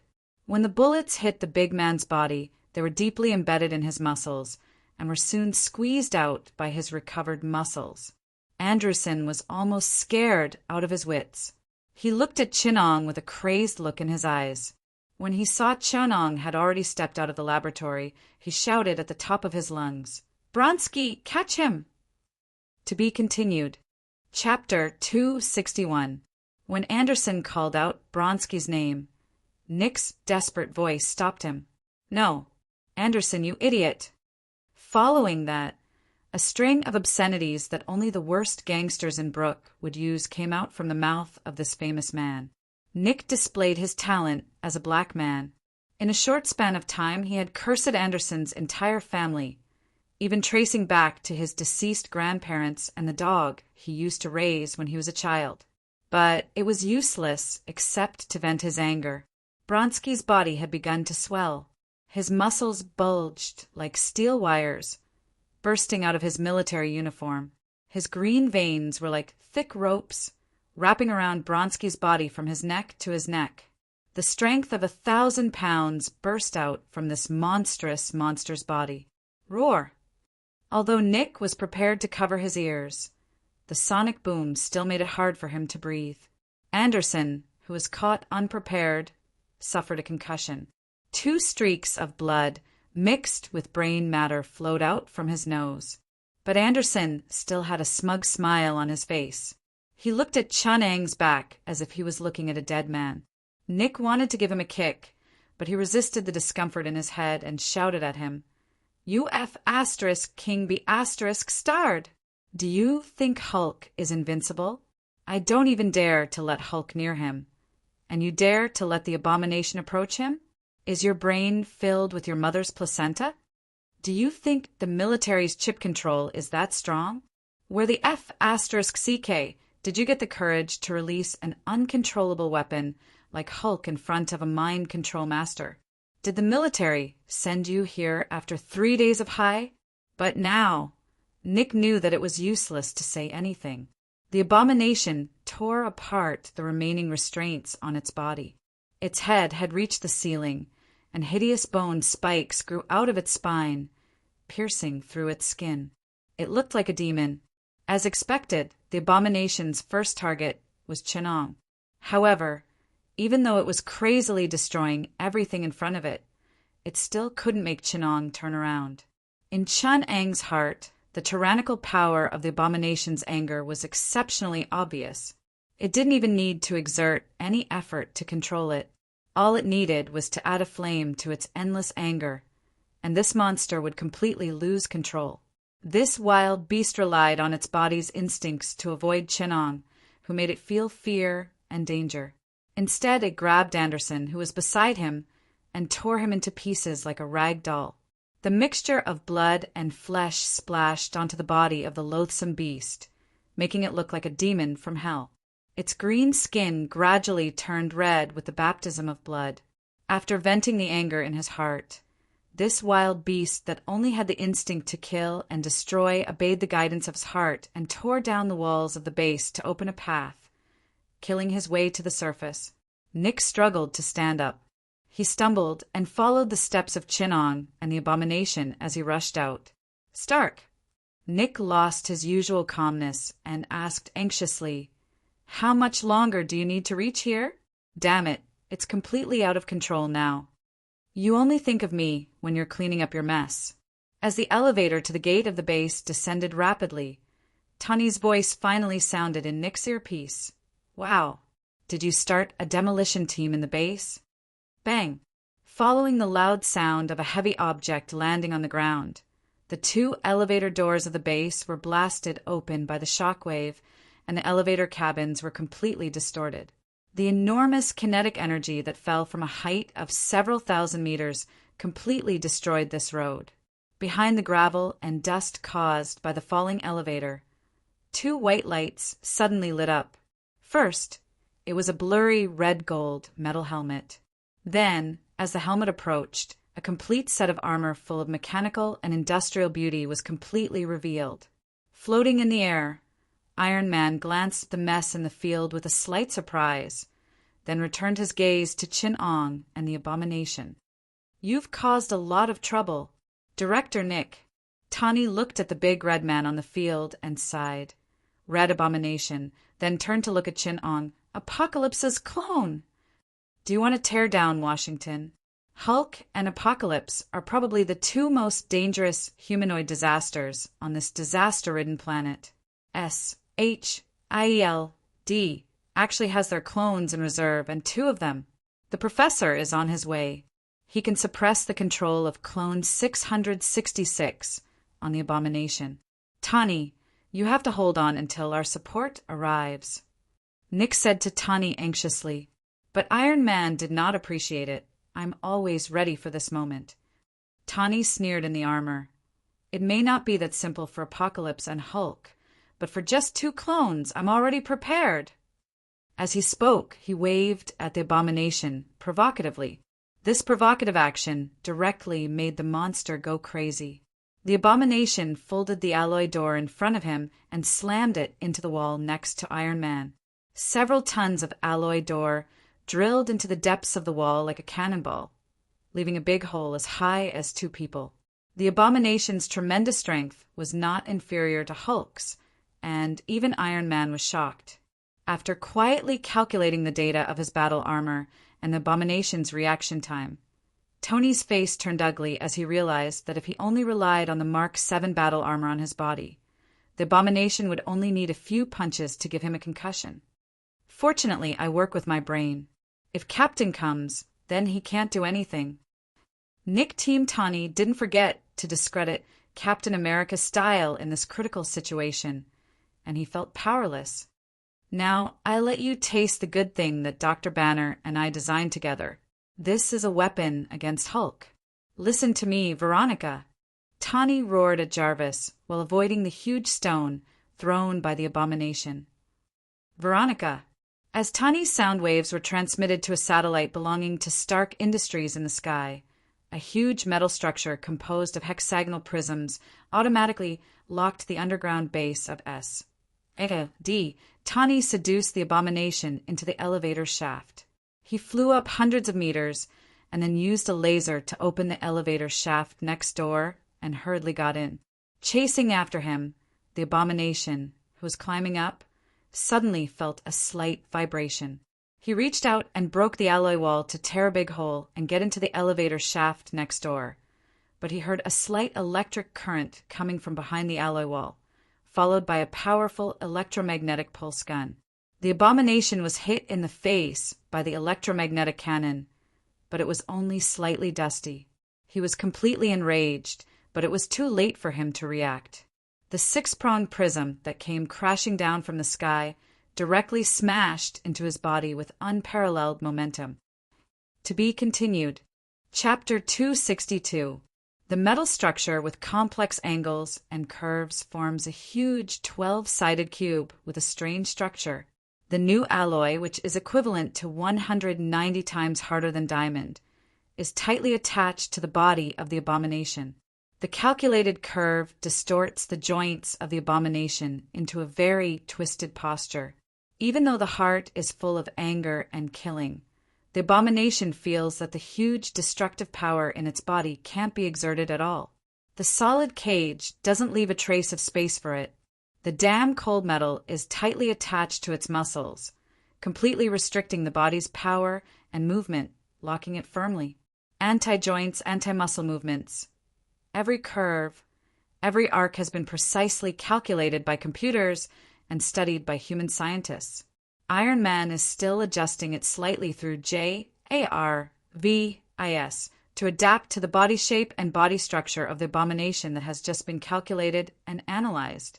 Behind him, there is an entire support team of Stark Industries making various analyses and supporting decisions. A high concentration of tranquilizer gas was injected into the cage, and then a few probes with high-voltage wires pierced through the abomination skin, injecting anesthetic liquid that was enough to knock out 180 elephants into its blood vessels. At the same time, it locked its muscles and bones from the inside. High-intensity air pumps removed the oxygen from the cage, and then a whole ton of compressed liquid nitrogen filled the gap of the high-tech metal cage. The abomination's angry roar became louder and louder. Under the unprecedented cruel design and targeting of human beings, even the crazy beast can only whine.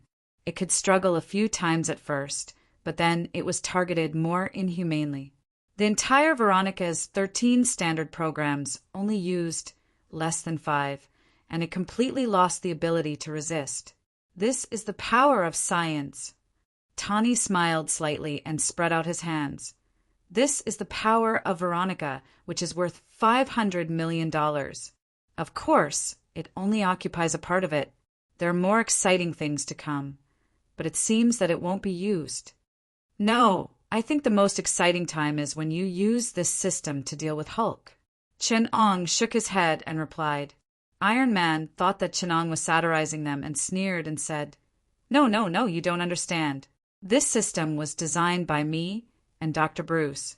The reason why he did this is because he has a great heart. He doesn't care whether he is targeted or not, but he cares about the responsibility he bears. This is the heart of a hero. Of course, you won't understand because you have no responsibility to speak of. It seems that you misunderstood what I meant, Chen-Ong replied calmly.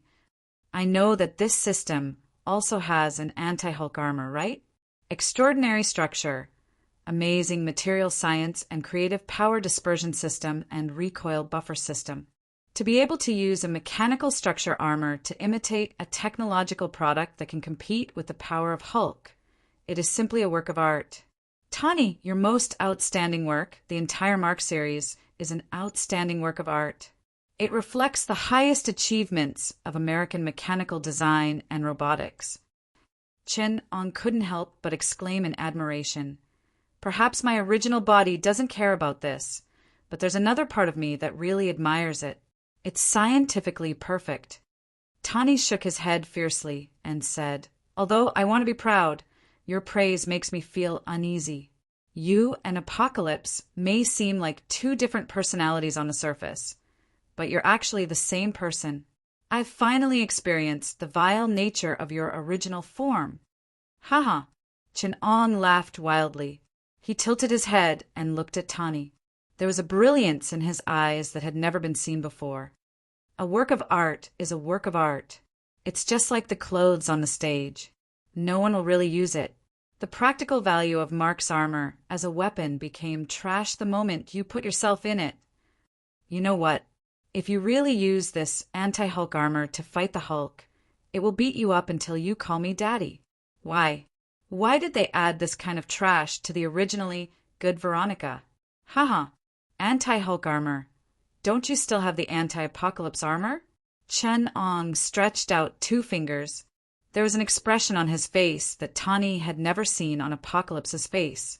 Apocalypse's eyes always seemed to be like the deepest sea, giving people a sense of cold indifference. At this moment, ancient Snake Chen-Ang's eyes were filled with enthusiasm. When he laughed wildly, Tawny almost thought he was looking at a different person. He hooked his finger contemptuously. I want to say it many times. Don't think of me as him. I'm not Apocalypse. He and I are just a part of the existence named Chinong. We are equal, understand? If you don't like it, come and hit me. Sandwich cookies. In response, Iron Man suddenly smashed a huge concrete block. The irregular stone, which weighed hundreds of pounds, whistled and hit Chin-Ang's head. At the moment when it was about to touch him, Chin-Ong rose into the air, pulled out a stream of light with his right hand, and split the concrete in front of his eyes. I was wrong. You are really not the same person. You are more annoying than him. Iron Man stared at Chin-Ang's right hand that looked like a flash of lightning. Plasma? Or high-frequency laser? Chin-Ong shook slightly, and the light blade in his hand turned into a dancing spark. The sound of the electric current made Tawny's hair stand up reflexively. The light blade in Chin-Ang's hand was like a dragon, exuding an amazing sense of danger. Although it is a poor imitation, it is still a lightsaber. If I hadn't found the xenogeneic crystal in SHIELD's collection, I wouldn't have been able to make this kind of thing in a short time.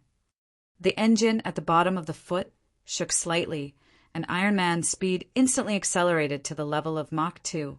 According to common sense, such a speed was beyond the limit of what the human eye could capture.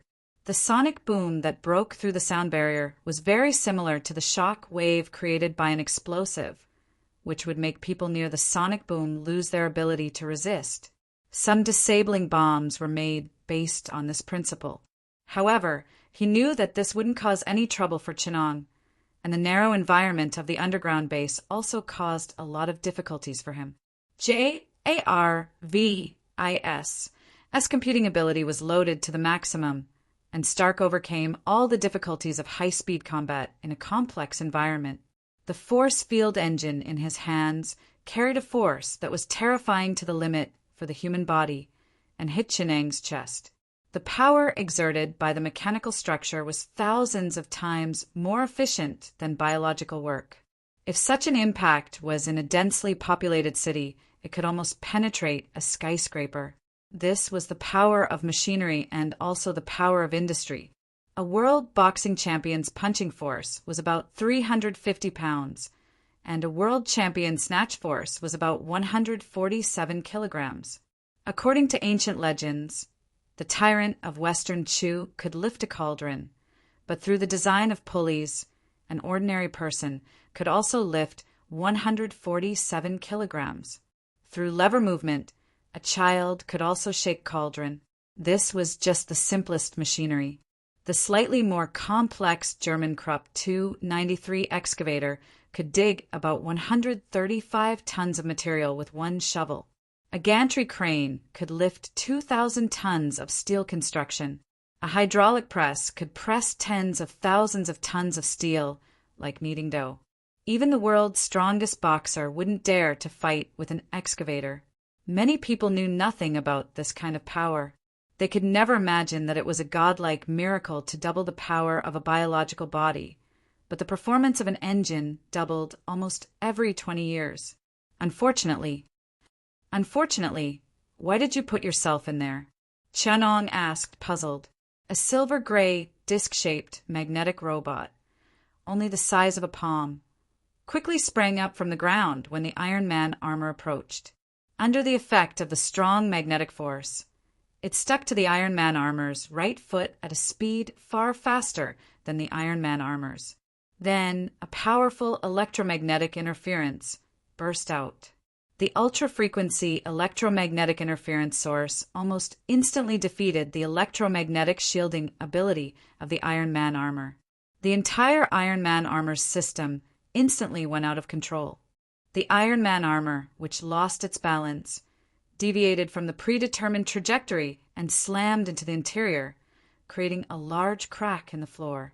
It rolled a few times before collapsing to the ground. Tony's eyes were wide open as he stared blankly at the sky. Even though he had an excellent cushioning system, he still fell quite heavily. A system's capacity is limited. Every designer knows how precious an extra bit of design space is, but I don't understand. Why would a weapon need an extra person in the weapon system anti-interference system, communication system, combat system, and energy system.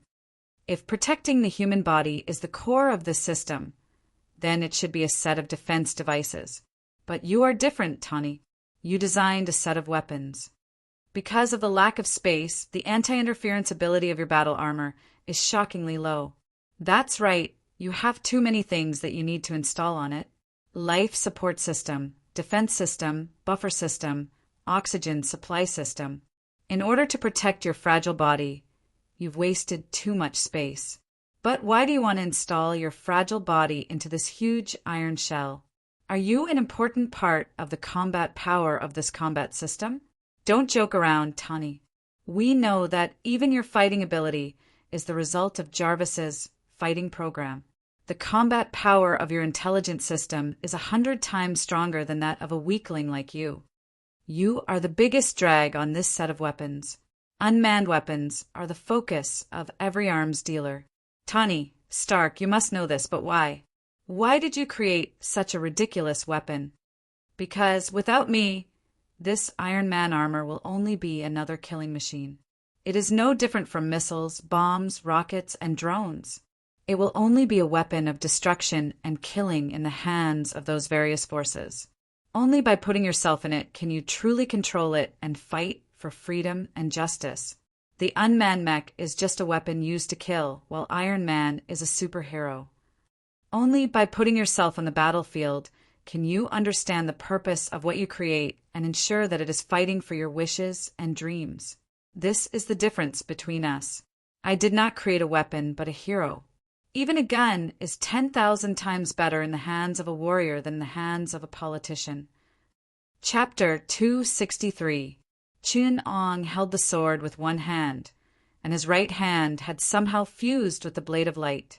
Perhaps it was the spirit butterfly, or it could be Sebastian Shaw, or it could be Phoenix.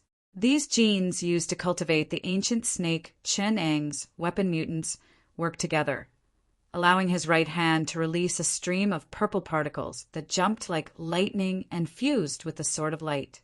But in the microscopic state, the charged particles appeared to be in a wave state.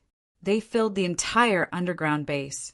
Only in the microscopic state could such a weird phenomenon of being on one end and on the other end, without any form, quality, appearance, or speed, as if all the meanings of matter had been removed. Only the size of a grain filled the entire space. Clang! Before Tani could react from the dizziness, a sword light appeared in the void in front of him, easily cutting the metal mask on his face, and sent it flying to the ground. The sword light changed from a ubiquitous wave state to a particle state that could exert a force field. The speed was only a blink of an eye. As long as Chen Ong wanted to, he could even collapse the quantum waves that encompassed the entire base in an instant, so that every inch of space would erupt with hundreds of millions of sword lights, cutting all matter in this space and even space itself. Well said. If Apocalypse was here, he would definitely not recognize the meaning that you recognize, but I'm different. I like people with principles, and I like people who can adhere to principles even more. Apocalypse's way of thinking is more like a researcher, a scientist.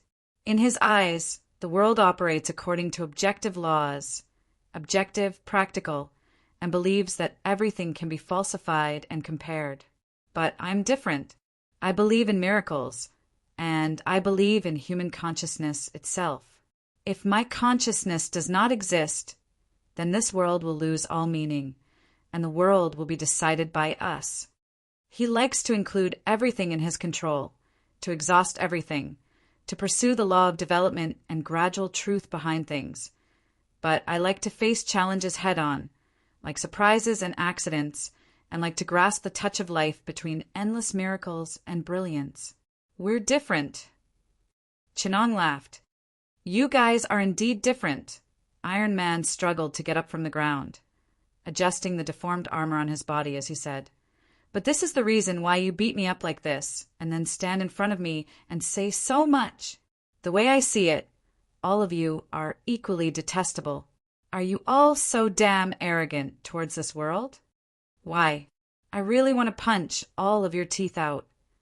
The armor on his body was already warped and deformed, But under the armor, Tony Stark's body underwent even more astonishing changes. 12 metal thorns pierced out from the hollow area of Tony's spine, melting into a thin layer of metal that spread over his skin. In the gaps between his flesh, organs, and bones, a set of metal structures that were completely different from the human body supported his body.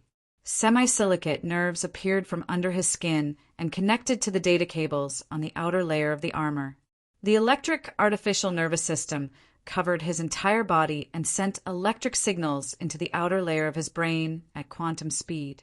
There, a protein-assisted computer was fused with his brain, and in the position of the skull and cerebellum, there was a quantum subbrain that controlled the nervous system and the outer layer of the armor. The composite armor, called vibranium and the adamantium alloy given by the professor, covered Stark's entire body. Through the artificial nerves under his skin, Stark's body and the armor were perfectly fused together. At this moment, Stark's every move could be perfectly reflected on the armor. Jarvis automatically withdrew from command and was taken over by Tony's brain. This was not the craziest part. It was not until the arc reactor on Iron Man's chest flashed violently that Chanong, who had been calm all this time, finally changed his expression. Nuclear cells. You're the first guy I've seen who dares to completely transform the biological characteristics of his own cells.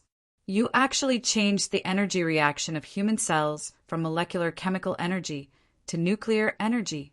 I really don't know if you're a genius or a lunatic. You really do have a side similar to Apocalypse. Is the Scientology people all so crazy? All of you don't even know how to be human. The uncomfortable blood flowing in your body now is radiation. No wonder you've been so thoroughly transformed.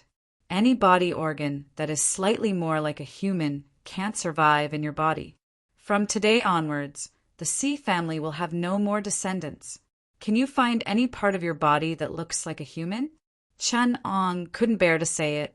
He shook his head and said in a tone of deep pain and disgust, "You scientists are really a bunch of lunatics. If one day human beings perish, most of them will be your fault." Stark Industries discovered nuclear bacteria in the Earth's core last century. Under thousands of degrees of hot lava, there is no organic matter, no oxygen, no water, no sunlight. All the cradles of life that humans think are there do not exist there. But there is such a kind of nuclear bacteria that rely on nuclear reactions to generate energy and survive in that hell tenaciously. My father used this bacterium as inspiration to modify the arc reactor, completing a similarly miraculous miniaturization and cold fusion nuclear reactor. Ivan was a great scientist, but Stark wasn't to be trifled with. Now let me answer you why.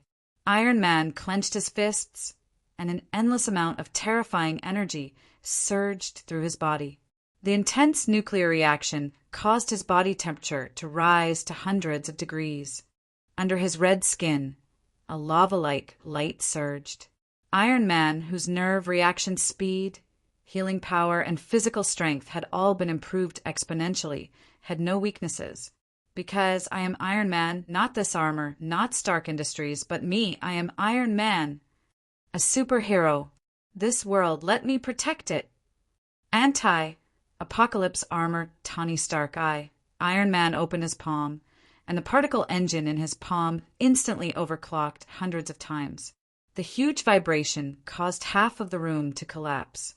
Several tons of concrete blocks gathered together and were bound into a huge cannonball by a strong gravitational force. With a slight pause of Iron Man, countless stones submerged Chin-Ang's position at the super-fast speed of Mach 6. The small stones, accelerated by such kinetic energy, easily turned a small half of the base into ruins, and a powerful storm instantly destroyed all obstacles in that position. It seemed that everything had been destroyed, but in the eyes of Iron Man that moment was extremely long, and the super-strong nervous system slowed down time hundreds of times. The splashing stones were like slow shuttles, seemingly without the slightest destructive power. The artificial nervous system borrowed from Quicksilver's nerve structure played a terrifying role. But there was still a flash of light leaving a faint purple afterimage on Stark's modified retina. That was a sword light. The whole world was divided into two halves in front of it. Several tons of stones were cut, like a feather, split in two in front of someone and brushed past him. The moonlight was like the autumn moon on a calm lake. It was faintly purple. To be continued. Chapter 264. Hurry up, keep up. A group of SEALs jumped out of the plane at the urging of their commanding officer and ran towards the armored vehicles parked next to the airport. Dozens of armored vehicles were parked there with their engines started. The entire airport has been closed. Soldiers in military uniforms are guarding and controlling everything here, and the passengers waiting for the plane have to give way to the waiting hall, leaving room for the constantly arriving troops. Dear passengers and friends, due to an emergency in Washington, D.C., flights to the outside world have stopped taking off. Flights to Washington will be forced to land at a nearby airport. This airport has been closed for military use. Please forgive us for any inconvenience. According to Article 4, Section 3 of the Constitution, the federal government has taken over the entire airport. Please cooperate. What's going on? A tall traveler asked the agent passing by him. The agent had to turn back to appease him. There is an emergency. Please calm down. We'll take care of everything. What emergency? The president will inform you when he speaks. I have no right to disclose it now. While explaining, the bone access headset in his right ear issued a notification. Air Force One has taken off. The president has safely withdrawn from Washington, and all personnel are on alert. The target is still underground. Airport subchannel. Airport Level 4 and above agents. Please note that Captain America will land in 1 minute, and other Avengers are already on their way to Washington. Sorry, I don't have time to explain to you. The agent ignored the man and trotted towards the landing Quinjet at the airport. Captain, the consultant, is underground. Our data channel has been cut off. Now we know nothing about the situation below. The elevator to the underground was destroyed, and the alternate channel was occupied by the original base personnel and destroyed after they withdrew. Has it become a relatively closed area now? Rogers asked. Yes, there's a very high energy response there. We have detected a very serious collapse. According to remote sensing, there is almost a small war there. This is normal. S.H.I.E.L.D's stupid behavior is bound to cause such consequences, Captain America said with a serious face. I know the Council is listening to me, so I am warning you now. You are playing with fire. If his clone comes out, all of Washington will be turned into ruins. Your ambition has touched the bottom line of the Avengers. This time we will act. There are no more backup passages. Falcon put down the computer in his hands and pointed at the map of the base. Now, we can enter from two directions. One is the destroyed elevator. When Tani called for Rovinia, he left a clear entrance and exit. The main structure of the tunnel is not damaged, so we can parachute in. The bad news is that it leads to the center of the battle. The energy and vibrations are very intense. The other one is the one that the controlled members of the original base took when they evacuated. It leads to another underground base through the underground railway. But they blew up the subway. There are a total of 13 breakpoints, so it might take a long time to get through. Before he could finish, the captain interrupted him. We'll go through the main entrance. The captain took a deep breath. There was determination and worry in his eyes. Tani, you have to hold on this time. At this time, the battlefield between Chinong and Tani had shattered the outer layer of the base and began to penetrate deep into the Earth's crust. The surrounding rock layer was like a huge buffer, so the vibrations caused by their battle did not destroy the surface. S.H.I.E.L.D. also lost most of their information here and could only analyze their location through the vibrations. Ma Ku's armor smashed into a huge rock that was as tall as a human and was pinned against the stone wall by Chun-Ong. Chin-Ong pressed one hand on Ma Ku's mask and buried Ma Ku's head into the stone wall. With a slight push of electromagnetic force between his fingers, Maku's head was crushed into a lump of metal. Empty again. Metal gravel fell from between his fingers. Chin-Ong lowered his head and thought for a moment. The temperature of the nuclear reaction has reached thousands of degrees, enough to cover all the information of the human body. These armors that Iron Man controls remotely are powerful enough to hide his actual location. This is really troublesome. After all, I am not Apocalypse. My detailed processing of information has not reached the point where I can see through everything.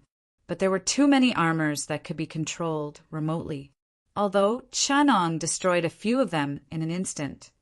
With Tani's rapid replenishment, the number of Mark armors in the nearby space still reached a dangerous number. The arc reactor core on their chests, together with the robots inside the armor, formed the overall system of this unmanned weapon. The nuclear energy burned, releasing a huge amount of energy comparable to a medium-sized thermal power station every second. The overclocked operation of the cold fusion reactor produced a temperature of thousands of degrees, even causing the core of the arc reactor to show signs of melting. The nuclear fusion began to enter an uncontrollable state, and the energy amplitude caused by the chain reaction grew wildly like a snowball. With the high-energy magnetic beam and high-concentration radioactive fuel provided by the robots inside the armor, it became a dangerous nuclear warhead. In Tani's imagination, such a nuclear self-detonation should only be activated when necessary, such as in outer space or other uninhabited places. But now he could not care so much. He only hoped that, after the armor triggered the nuclear chain reaction to the limit, the space distortion weapon provided by Thor on the robots inside the Mark armor surrounding the space, where Chin-Ong was located, could play a normal role. Now the space distortion was already working, and the spherical space composed of 136 Mark armors around Chin-Ong was being closed. If the mathematicians of Stark Industries were correct, the powerful space distortion would bind the nuclear explosion in this spherical space.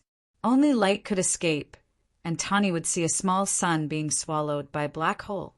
Space had been bent, and no one could cross this distance with the Einstein-Rosen bridge, and Chin-Ang's super speed would only cause the chain reaction to accelerate. Tani confirmed with the professor that no mutant could escape this death trap. Feeling the signs of energy gathering behind him, Chin-Ang's face changed slightly, and he suddenly looked up at the Mark armor army that had formed a spherical space around him. "Did you find it? It's too late." Tani thought. Space had been warped, and if he wanted to form a small wormhole now, he would only be completely swallowed by the space. However, Chin-Ong just calmly took a step back. In his eyes, space turned into a complicated mathematical formula, bringing in the surrounding spatial data. After going through the crazy calculations of variables, invariants, and the finite and infinite, he came up with two solutions in the last moments of time. The two unwarped real spaces that represent the current state of space. The basically unchanged virtual space. In the blink of an eye, Chin-Ong had already stepped into the illusory space. In his heart, a complete spatial model of the battlefield appeared vividly before his eyes. Space-time was not continuous but discrete. It was not unidirectional either. In any illusory space, all of Chin-Ang's movements and changes could only be carried out through mathematics. Unlike the Apocalypse that could understand and be homogeneous to the virtual space, ancient Snake Chin-Ang senses were still in the real space, so he could not understand the virtual space. He could only manipulate and change it mathematically. This was also thanks to the complete imaginary mathematical system he obtained from the memory of the Apocalypse. If he could not understand the system, he would never be able to touch, affect, or perceive the virtual space. When he appeared in the real space, the first thing that appeared was a purple, leaping sword light. The sword light that transformed from virtual to real did not have the concept of space and time. It appeared in front of all the targets, locked by Chin-Ang's imaginary formula, and separated them one by one. In the description of the real space, the sword light traveled through time and space, blurring cause and effect. Chun-Ong first cut off the mark armor in the virtual space, and Iron Man saw a sword light blooming in the void, cutting off all the mark armors that were locked by Chun-Ong. The energy cut through matter, as soft and silent as separating a feather. The powerful energy was annihilated before it could explode. The nuclear chain reaction completely went out of control and detonated the space distortion grenade. A deep black spot began to swallow everything, including the nuclear reaction. Tani did not see Chin-Ong being swallowed together with the nuclear chain explosion. Instead, he only saw the mark armor disappear into the black hole that exploded inside her. I have a cold and my head is dizzy. I really can't write any plot in this chapter. Sorry, I will write a chapter on Monday. To be continued. Chapter 265. Is this the mark left by a human? The combat team that followed Captain America down the elevator shaft looked at a sword mark that penetrated dozens of feet on the wall of the well, and their faces changed dramatically. The 1,500 meters long rock layer faithfully recorded the traces of the battle that took place near it. There was a palm print the size of a normal person's chest, a plasma burn mark that melted a bottomless karst cave, and a complete giant inscription. It could be seen from the surface that the giant was 3 stories tall, with a huge body and amazing destructive power. Anyone with a little more experience could refer to the scene of Hulk's madness and recreate the giant's thunderous fighting momentum. But it was still crushed into the stone wall like an ant. Passing through the elevator shaft that had been expanded 3 or 4 times by various violence, when the team stepped into the gate of the base, they felt as if they were stepping on a tragic ruin. The largest concrete fragment under their feet was only the size of a fist. Melted rock and steel bars mixed into a dark red, unknown liquid. Twisted metal intertwined together. It was completely impossible to see its original appearance. It was like the battlefield of World War III. Seeing such a tragic and cruel scene in front of him, Captain America could not help but slow down. The commando beside him was even more scared.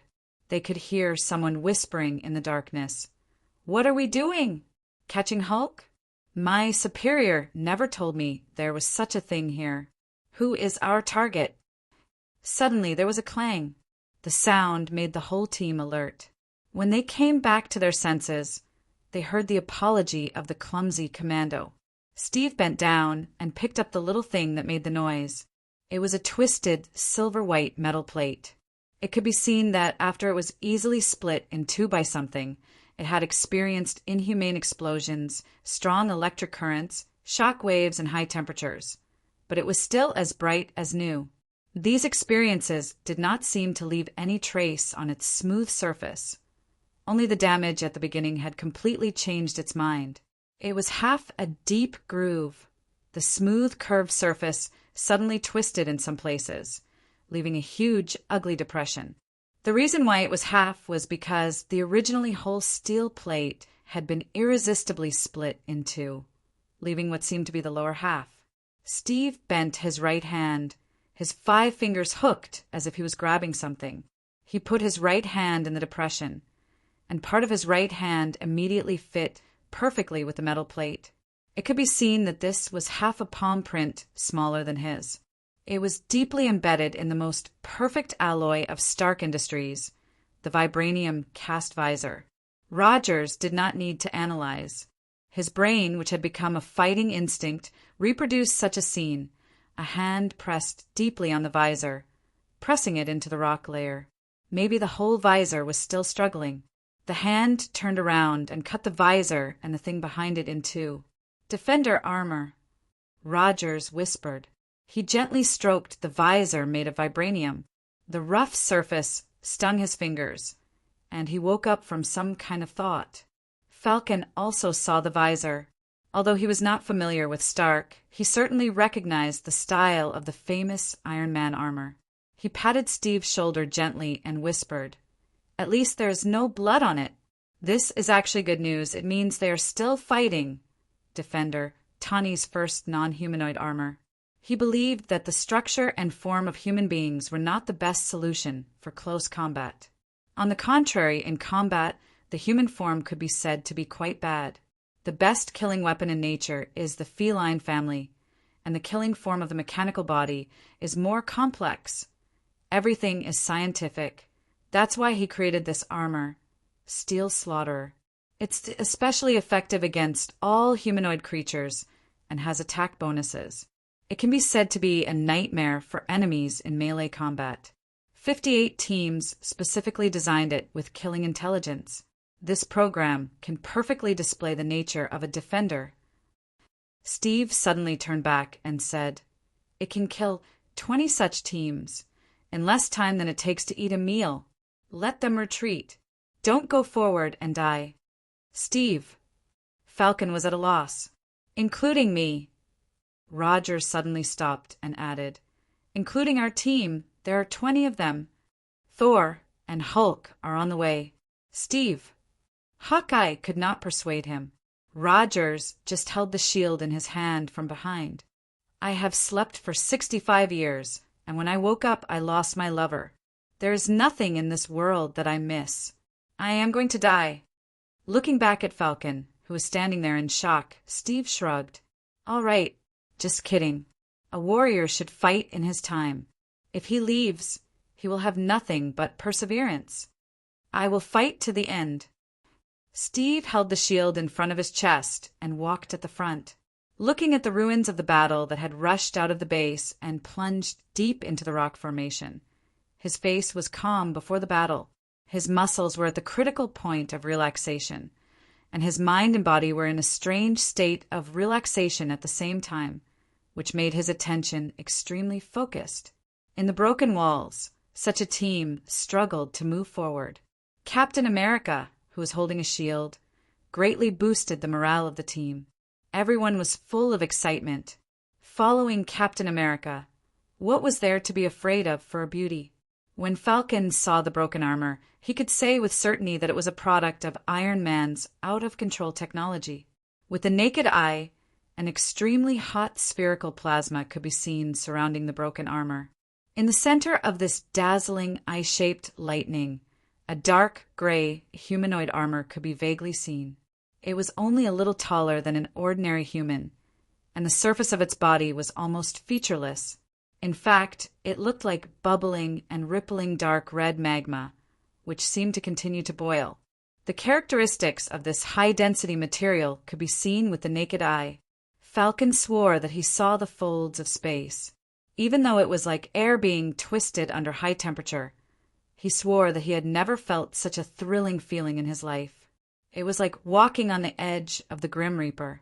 Because of the warping of space, the armor could not be seen outside its effective range. In other words, if they saw it, then the enemy had already declared their death. If it could still be smashed to pieces by the enemy, then the allies who saw this armor wouldn't have a good ending either. Falcon heard Captain America scream. He had never seen Captain America lose his composure like this. By the time he reacted, it was already too late, because the speed of the sound was too slow. Neutron Star. Neutron Star armor, a part of Stark's anti-Raytheon armor, but it was still in a testing state before it was used to deal with someone. It basically did not need any weapons, because if it went into outer space, the consequences would be similar to the most powerful weapon on Earth. Therefore, the most creative part of Neutron Star was its defense system. A defense system that would destroy everything if it was too strong. Yes, Tani was only worried that it was too strong. He never worried about whether it could defeat the enemy, because it was basically invincible. Thor had participated in the creation of this armor. Like Hulk, they had set up a system to deal with Earth, so they used a lot of Asgardian technology, including the ancient technology that had been used to create Thor's hammer, the Neutron Star casting system. Tani had designed a self-gravitational system so that its gravitational system could be self-consistent and complete, so it would not affect Earth on a large scale. Unfortunately, there was no system that could still operate perfectly when half of it was destroyed. Hence, when the gravitational waves swept through the ruins, Team America could only watch helplessly as the entire team of warriors was folded into a small piece in the folds of space. The flesh of 40 to 50 people combined together was not even the size of a human head. Captain America tried his best to take Falcon with him. After the round shield hit the gravitational wave, Steve quickly retreated with Falcon, but no one could guarantee their safety in that situation. Even though Captain America tried his best to protect the two of them with the shield, Falcon's left hand was accidentally exposed to the gravitational wave. In an instant, his muscles and bones were broken, and his flesh and blood were separated. Chapter 266. The violent impact knocked Tani deep into the Earth's crust. Chin-Ong pressed one hand on his chest. The high-density material could not stop the force he transmitted, and the boiling magma around him only provided him with energy. Chin-Ong swallowed the heat of the magma and smashed through a large piece of rock layer with Iron Man, plunging deep into the Earth's mantle. The high-density magma drowned the two of them like a tide. Iron Man crossed his arms in a cross, protecting his face and chest. The high-temperature magma material wrapped around his body was gradually affected by the ultra-high temperature and radiation of the outer armor, turning golden and dark red. The strange patterns of the lava had forged Tony's current armor. The parts that were hotter had a dazzling golden color, like the purity of the sun. The parts that were slightly darker revealed the blood-red color of the lava. The color of the armor was extremely rich, emitting a high temperature and destructive aura. The color of the armor surface was constantly changing according to the temperature. The dark, golden-red pattern of the armor that could melt everything also changed with it. The terrifyingly high temperature, scorching energy, intense radiation, and the armor made of high-density magma material provided an almost indestructible defense. But at the same time, it was also torturing the person inside the armor. The energy it emitted was output as stable high-energy radiation. This highly toxic material, exposed to the air for a second, could cause an entire city to suffer from irremediable radiation sickness. This high concentration of radiation was enough to kill the most resilient life, even if it was a modified nuclear man. Tani could feel the burning pain in his body all the time. It was equivalent to the radiation energy of an entire nuclear power plant being poured into his body every minute and second. Even the toughest nerves were on the verge of going crazy. But he knew that he had to subdue this power. The cells in his body were dying in large numbers under the high concentration of radiation, and the remaining cells were dividing crazily under the high concentration of energy. This kind of pain made Tony unable to help but howl towards the sky. His willpower was like a diamond, and it was being tempered by the pain until it shone brilliantly.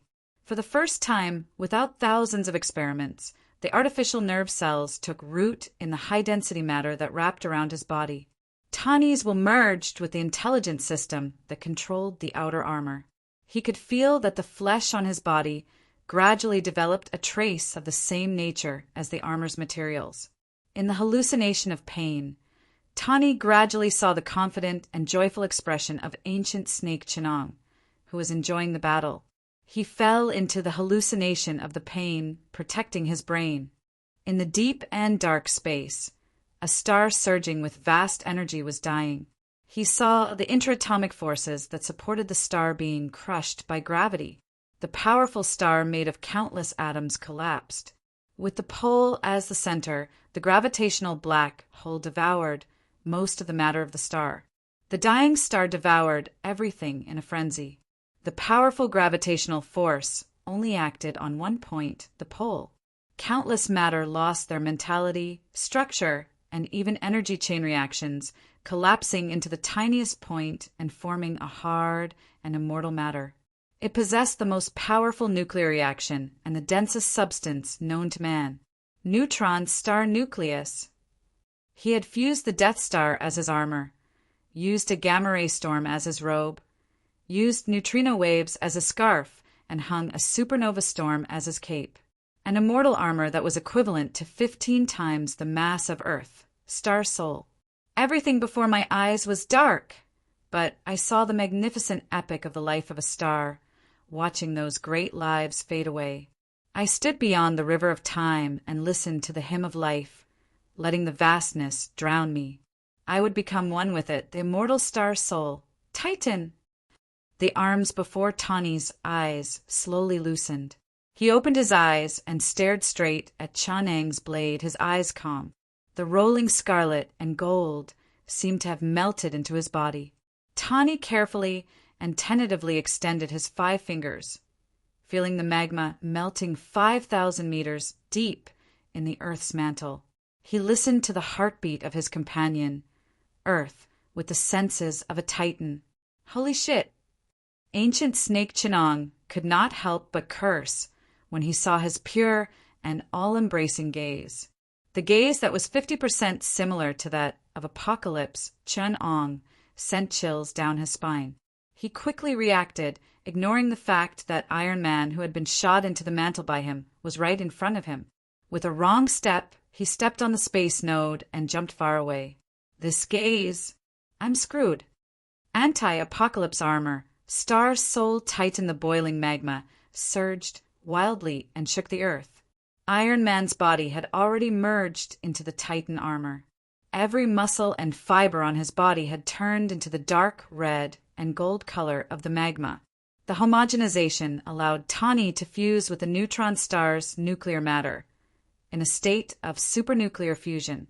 With such astonishing density and mass, Iron Man only needed to raise his hand to set off a tidal wave of gravity. Before he even punched, time and space were reversed and gravity was chaotic. Deducing pure mass and density to the extreme, Titan had the power to tear the Earth and split a planet apart with just a lift of his hand. Even without the ease of Apocalypse, playing with the neutron star in the palm of his hand, with the power of Professor Stargazer on his palm, the entire gravitational field of the Earth seemed to be frozen in this punch. With a punch to the chest, it was as if Iron Man had condensed the Earth 15 times its size into a fist and punched out. Without the protection of the self-gravitational system, the aftermath of this punch would have been enough to overturn the entire American continent. How could ancient snake Chin-Ong underestimate him? When he swung his sword and retreated, he had already scattered pieces of time and space in front of him. The boundaries of the dimensions were blurred. Strange space, intersecting dimensions, and chaotic time and space were extremely strange. In the short space of 1,200 meters between them, it was filled with all kinds of strange scenes that human technology could not describe. Two-dimensional expansion, intersecting planes, reversal of time and space, distortion of the past, present, and future. What separated the two was no longer space, but a world. The fist and the sword collided across different time and space. On this side, it was a sword swing 3 seconds ago, and on the other side, it was a punch 3 seconds later. However, it seemed like they really intersected in a certain dimension, causing everything to start collapsing, and even time and space were torn apart. Not to mention the power that was absorbed by the surrounding space like a sponge and dispersed to the entire Milky Way. Just the slightest wave that Earth suffered was enough to make the people of Washington, D.C. feel the ground shake under their feet. Captain America felt the round shield in his hand tremble. This metal that could completely dissipate vibration energy was very subtle in his hand, but it was indeed vibrating at a high frequency. This shocked Captain America, who was carrying the Falcon, who had lost a lot of blood. "Tani, what have you been through?" Rogers looked into the depths of the ground, but the broken neutron star armor in front of him was like a natural moat, completely isolating him from Chin-Ong and Tani. Chin-Ong heard a clear and melodious sound. The blade of light in his hand had already shattered into pieces and scattered into the void like butterflies. The sound seemed real, but also like an illusion. Chapter 267. Drop by drop, blood bloomed on the rock, like a gorgeous and cruel flower. Lava surged out of the ground. Dark red heat evaporated the air, flowing along the traces of destruction on the ground. Poisonous sulfur smoke and volcanic gas filled the battlefield. Dark red lava and bright red blood mixed together, like a beautiful and vicious sea of flowers blooming on the earth, illustrating the tragedy of life. Falcon was lying not far away with Hawkeye in his arms. He was dragging an injured arm, and the white bone was exposed to the air. His face was pale, and he almost fainted, but Hawkeye in his arms was even more miserable. He had lost one of his eyes and most of his body. Dragging 2 legs with broken bones and nerves exposed, he pressed on the severed section of his right arm that had been burnt black and laid on the ground expressionlessly. The 2 of them crawled forward together. With every inch they struggled to move forward, the muscles at the corner of their eyes would twitch reflexively. The broken bone fragments had already pierced deep into their flesh. This kind of pain was really unbearable for most people. Loki was lying next to them, watching them gloatingly. He completely ignored the huge wound on his chest that was about to split him in 2. He panted and laughed. Falcon glanced at him, said nothing, and continued to crawl forward. Loki's laughter affected the wound on his body, and the tail of the spear that nailed him to the rock trembled, bringing him more pain. Ha ha ha ha! Shrill and crazy laughter echoed on the battlefield, startling 2 disheveled crows.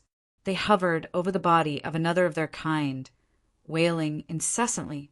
Chun-Ong leaned against a wretched wall with his sword, looking at them tiredly. The body of Hawkeye fell at his feet, and a little further away was an unfamiliar Asgardian warrior.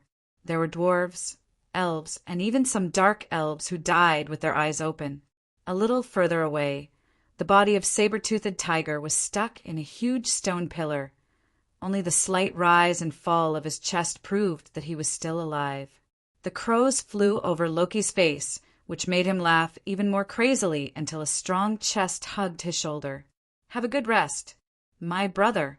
Thor was weak from the bottom of his bones, as if he could collapse at any moment, but he still stood firm and helped his brother up. He squatted in front of Chun-Ong, less than 80 meters away. The Bifrost was interrupted, and my father was shot in the left eye. The Asgardian warriors can't come to Earth for a while. Now it's my turn to protect you. Protect me. Ha ha ha. Loki laughed so hard that he almost fainted.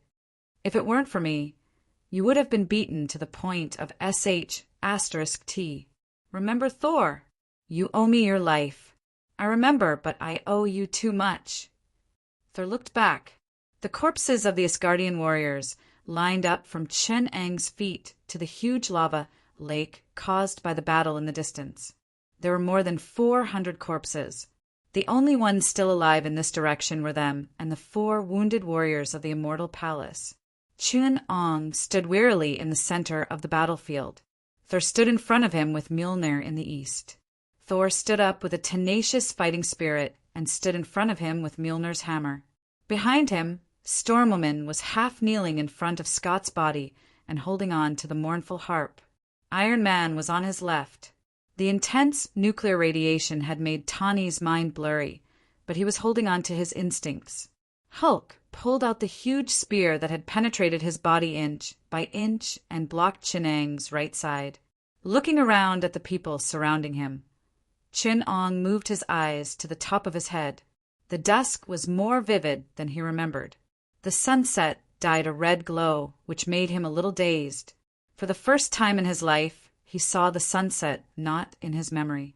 Chun-Ong was moved to tears. Grasping every wonderful moment in life makes me feel alive. Actually, what I like is just this feeling of life, to be moved, to appreciate, to love, to explore, to pursue all the beauty and wonders in the world, to explore the unknown and the truth.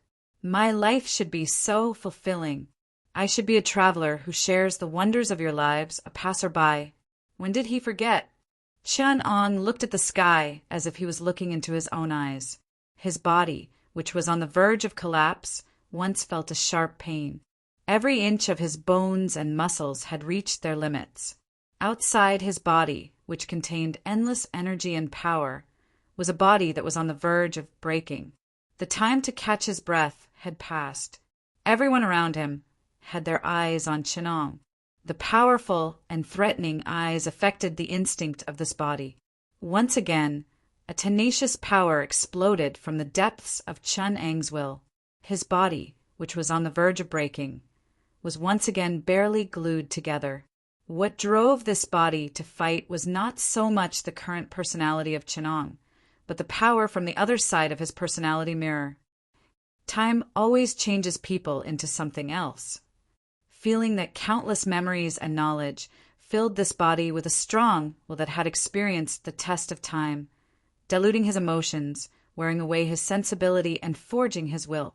Feeling that his soul was connected to a certain gaze in the sky, Chenong sighed. So lonely. The weak will in his soul suddenly bloomed. Endless, brilliant light fell into his soul from the depths of the universe. His body instinctively changed into a powerful, perfect, and terrifying form. His empty body and will were filled up like a balloon. The will that was polished until it was shining brightly was strong and powerful. Determination, fearlessness, indifference, wisdom, calmness.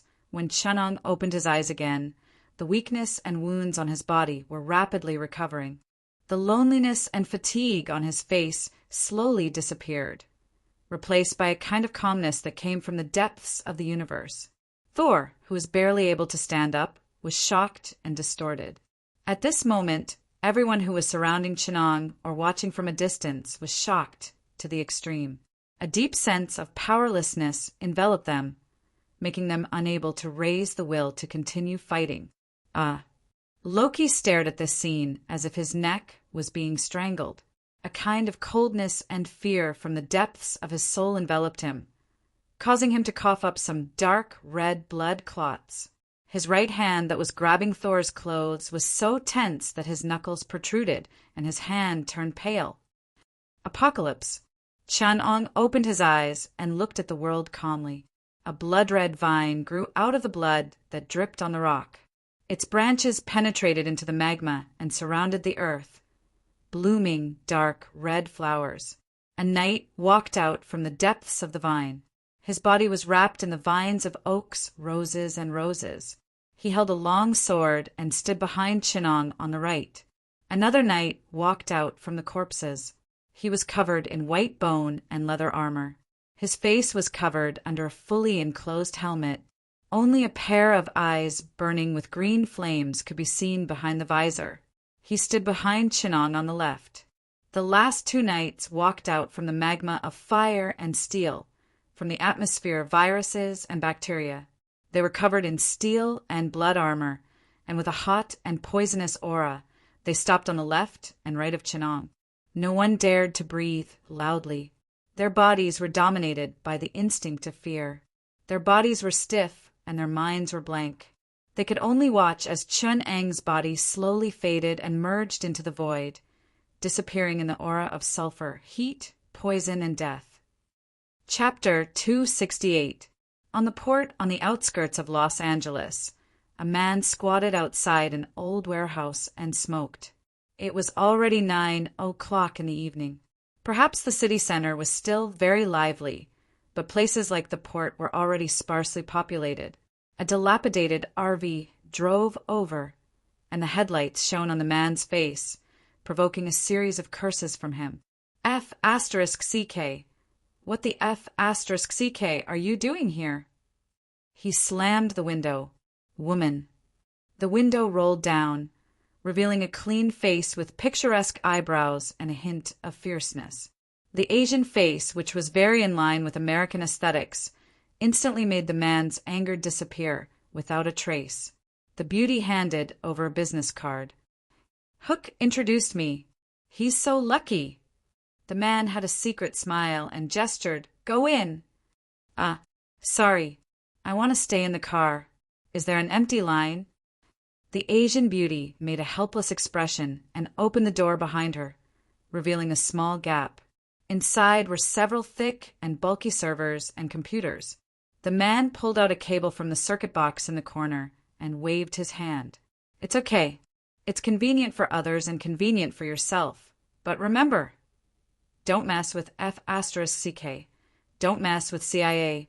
Don't mess with SHIELD. In short, I won't give you any trouble. I know that you are a legally registered hacker gathering that provides secure network services, super fast network speed, non-monitor network, and clean intranet. The firewall is amazing. The Asian beauty made an exaggerated expression of admiration at him. The man replied with a little excitement, "Thank you. We are working for the freedom of this country. By the way, did you know? We also have an internal line for members. It's even better. You can't imagine how high its authority is. Oh, I can't wait." The woman nodded exaggeratedly, which fascinated the man standing in front of her. He trotted all the way to help her open the internal line. Revealing a fake smile with strong emotions, the woman casually responded to the attentive man and closed the window. IT man, Sky, you always have a way. Sky praised herself in a low voice. She quickly rolled to the front of the computer and inserted the USB drive to operate. Bypassing the intranet monitoring was already a piece of cake for her. A few days ago, she got the mobile phone authority of a SHIELD agent and connected to the SHIELD's intranet. After a few days of busy work, the most secret side of the world finally revealed a gap to her. After the arrival of the smartphone era, the internet world is no longer a hindrance to the truly powerful Wi-Fi, Bluetooth, local area networks, satellites. It's really not easy to find a place with computers, but no signal in this world. Let me see what secrets you're hiding. Oh, fingers jumping quickly on the keyboard. Sky muttered to himself as he hacked. Avenger? It was an old-fashioned message. Guardian of the Galaxy? Unimportant content. A defense plan against Skynet? The cries of the weak. Let me see. What are you hiding inside? Washington, D.C. The page jumped to a document about the Washington incident, which made Sky, who had a keen sense of smell, excited instantly. Encryption, encryption, encryption again. The associated information is actually hidden here. Is the search disabled? Powerless resistance. Code 666. Destroyed information. Apocalypse clone. The only survivor of the cloning plan, the clone that may have been tampered with by code 666? Who is he? Adam? What the hell? God created Adam in his own image and took out a rib of Adam to create Eve. Adam and Eve are the sons of God, but they ate the fruit of wisdom under the temptation of the ancient snake? What are these? Project Eden? SHIELD's Information Security Center. The atmosphere was on the verge of explosion. Everyone was mobilized to protect SHIELD's huge, almost bloated database. Where did he go? Damn, he went to the deepest level? Don't care about Kennedy's mess. Evidence of Washington's rape of black slaves? Who cares about him? Protect the mess of the pharmaceutical company first. An experiment on mutants must be blocked first. Don't care about Hydra. Where is he? I'm warning you. Tell me where he is in 3 seconds. Project Eden? There was a rare hint of hesitation in the voice inside the room. What is that? Thank God. Fortunately, it's just Project Eden. It should be nothing. Agent Hill stood at the door and watched the commotion inside in silence until a warning popped up on the central screen. Warning. Opening with highest authority. Copying Level 19 clearance file. Level 19 clearance file. Level 19. The man inside let out an ear-piercing scream. His piercing scream made Hill frown involuntarily. Stop him. Did you find him? Tracking team cut off his power. Anti-intrusion team put a Trojan horse in his computer. Partition team? Can't stop him? Damn rising tide. I've been informed that Project Eden is one of the top secrets. If anything happens, we'll all go to jail. The person in charge of information security was almost hysterical. The power grid has been taken over. Cutting off power. Success. He's at the Los Angeles port area. Los Angeles team, move out. Suddenly, the entire port area was plunged into darkness. The sudden extinguishment of the lights gave the man guarding the door a fright. Then he saw the beautiful woman driving the limousine start up the engine and run out of the port area. The sudden turn of events caught him off guard. On the top floor of the Stark building in Los Angeles, a giant waterfall of data formed by countless golden 01s flowed rapidly. The projected light screen covered half of the hall. In the middle of the sea of data, the core data was burning like fire. Stark's nerves were connected to the sea of data. His eyes were half closed, and he looked very weak. "You're in danger. Tani, you're losing control. I'm starting to regret helping you with this thing." Bruce looked at him worriedly. "Things like the chaos mechanism are unreliable. Things born from the chaos mechanism are even more unreliable. We created it." Stark answered weakly. "We can control it. If we can't fight against Skynet, then everything we've done to fight back against the apocalypse is just a joke. Someone has to pay the price. This world is going out of control, Bruce. We all admit that the power of an individual is too small. We can't protect our country. We need new power, even if it means making a deal with the demons. The data you found in that stone is very strange.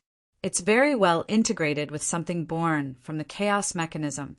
It's very energetic. Tani, I think we're creating a monster. It might not be a weapon, but a life, a very dangerous, very invasive life. Don't talk. Arg. There's someone whispering in my head. What is he saying?" Stark held his head in pain. The readings on his blood's radiation level were almost off the charts. "Get out of my head! Get out of my head!" Tani roared with a pale face. In his nervous system that was like the ocean of the universe, the consciousness hidden in the deep space was whispering softly.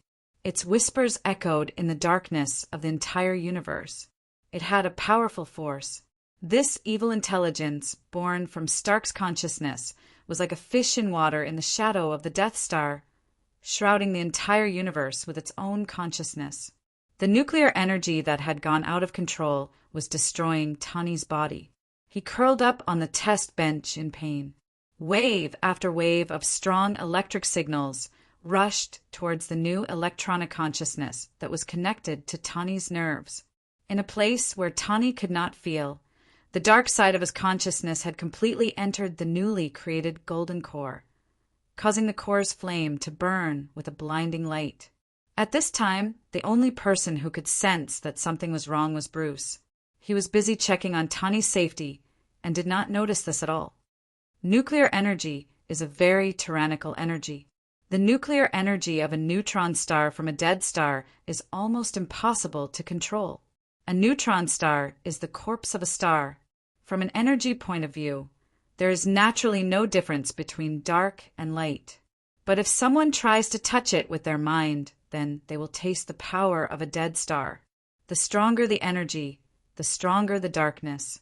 Apocalypse Chen-On looked down at the earth in his palm and said softly, "The human spirit is too fragile compared to the universe's celestial bodies.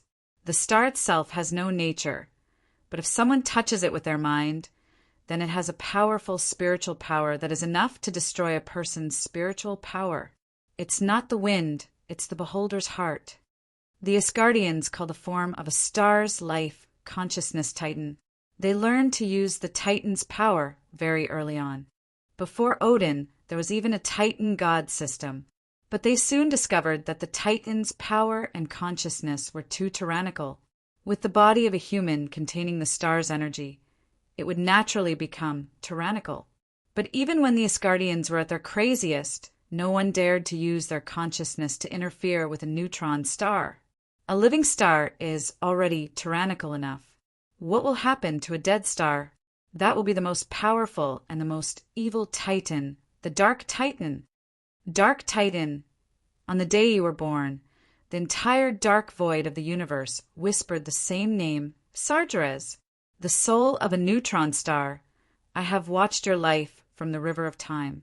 With the anger and hatred of a star's destruction, a flame that can never be extinguished burns in your heart. Step by step, you will bring destruction to the entire universe. Remember, we will use power to rule the entire universe. Those weaklings know nothing of our power. They only need fear. At the same time, I also know that the flame in your heart carries with it the anger that wants to bury me together. But remember, you must remain in awe of power, because no one can stop me. You will humbly remain submissive and bear the torture of anger and hatred for eternity. One day, you will not be able to bear this torture and challenge me. I will still sit on the throne surrounded by knights, and you will be completely destroyed. Chun Ang's whisper carried his abyss-like strong will, deeply engraved in the depths of this newly born consciousness and soul, indelible. Chapter 269. Sky was about to go crazy. Ever since she stole the mysterious plan from S.H.I.E.L.D.'s network center, government agents had been watching her like mad dogs. S.H.I.E.L.D.'s, the CIA, the military, and various criminal organizations all jumped out, fighting each other and chasing after her. As for her original organization, Rising Tide, they were so scared that they didn't dare to show up. Her boyfriend, the cowardly man, had betrayed her like a woman. Damn it! She slammed a white USB flash drive on the passenger seat and covered her face in distress. What did I steal? What was the purpose of the Garden of Eden project? Most of the files are still encrypted, and it's not easy to crack them. I feel like I'm in big trouble. It's really a big trouble. A voice suddenly rang out behind her, scaring Sky so much that she trembled and stiffened. From the rear-view mirror, she could see a young man sitting behind her, looking at her with a smile and saying, "Amazing little girl, it's the first time I've seen S.H.I.E.L.D. suffer such a big loss. Nick Fury is going crazy. Do you know? The thing in your hand once caused the destruction of half of S.H.I.E.L.D. in Washington and sent the entire Avengers to the hospital. Even now, they're still tracking down those traitors." Sky put her hand on the steering wheel and tried to put on a harmless posture. She carefully probed. Is it the Violet Organization? The organization targeted in Project Eden? The Violet Organization, the kin of Ancient Snake, the traitor of S.H.I.E.L.D. Don't worry, I'm not a member of that organization. Their characteristic is purple pupils. It may not be visible when they're lurking, but when they use their extraordinary abilities, it's almost impossible to hide. The man put his hand on Sky's shoulder. You're lucky. I don't mean to make things difficult for you, but you have to be smart enough. Sky obediently put the USB flash drive in his palm. Very well, but you still need to help me do one more thing. What is it? To Washington. The trip to Washington wasn't long, but it still took 2 people a day and a half to get there because they couldn't fly at all. Sky didn't know why. During this time, the agents who were looking for her like mad dogs no longer bothered her, but she still enjoyed this moment of peace. If it weren't for that man, she wouldn't have been able to hide for a few days in that situation. Sky was a little anxious as she watched herself getting closer and closer to an address in the Garden of Eden project. We are approaching S.H.I.E.L.D.'s base. Are you crazy? If they find us, I'm done for. This is a red alert area, and any dog on the side of the street could be an agent of S.H.I.E.L.D. I know. The man ignored her. Sky was excited. Then what are we going to do? Save the world. The man replied, before that kid from the Stark family goes crazy, we have to save this world. A terrible monster is about to be born. According to the maxim, those who can resist evil can only be stronger evil. I happen to know where the scariest demon king in this world is hiding, so we're going to free him. Ancient Snake in the Garden of Eden project? Sky shouted, are you crazy? How many people died in the Washington accident? Even the aliens who came to save Earth are almost all dead. Odin was shot blind in one eye. I can't let you do this. There are people from S.H.I.E.L.D. here. As long as I shout, they will pounce on me, crazily. The man stopped the car, put his hand on the steering wheel, and turned his head to look at her calmly. I don't want to do this either, but you can't force me, stupid human. The man restarted the car. You don't know what we're going to face in the end. What kind of boundless darkness the future is. Ancient snake is not a threat, but a kind of hope. They opened the box and let the devil go, desperately trying to make up for the last mistake. But they didn't know that the last thing left in Pandora's box was the hope to save humanity. Chun-Ong could do well no matter where he went. Can a camp and soul embrace one? Can it be inseparable? Can the heaven-defying thing last long? Can it be a baby by kneading the air and softening it? Can it be known when sleeping? Can it be flawless to purge the mystery? How to purge it with its stain? The mystery draws its fate through the spiritual platform. The trace left by itself. This is the law of man. In a small courtyard with a strong classical style, Chun-Ong held a book and recited.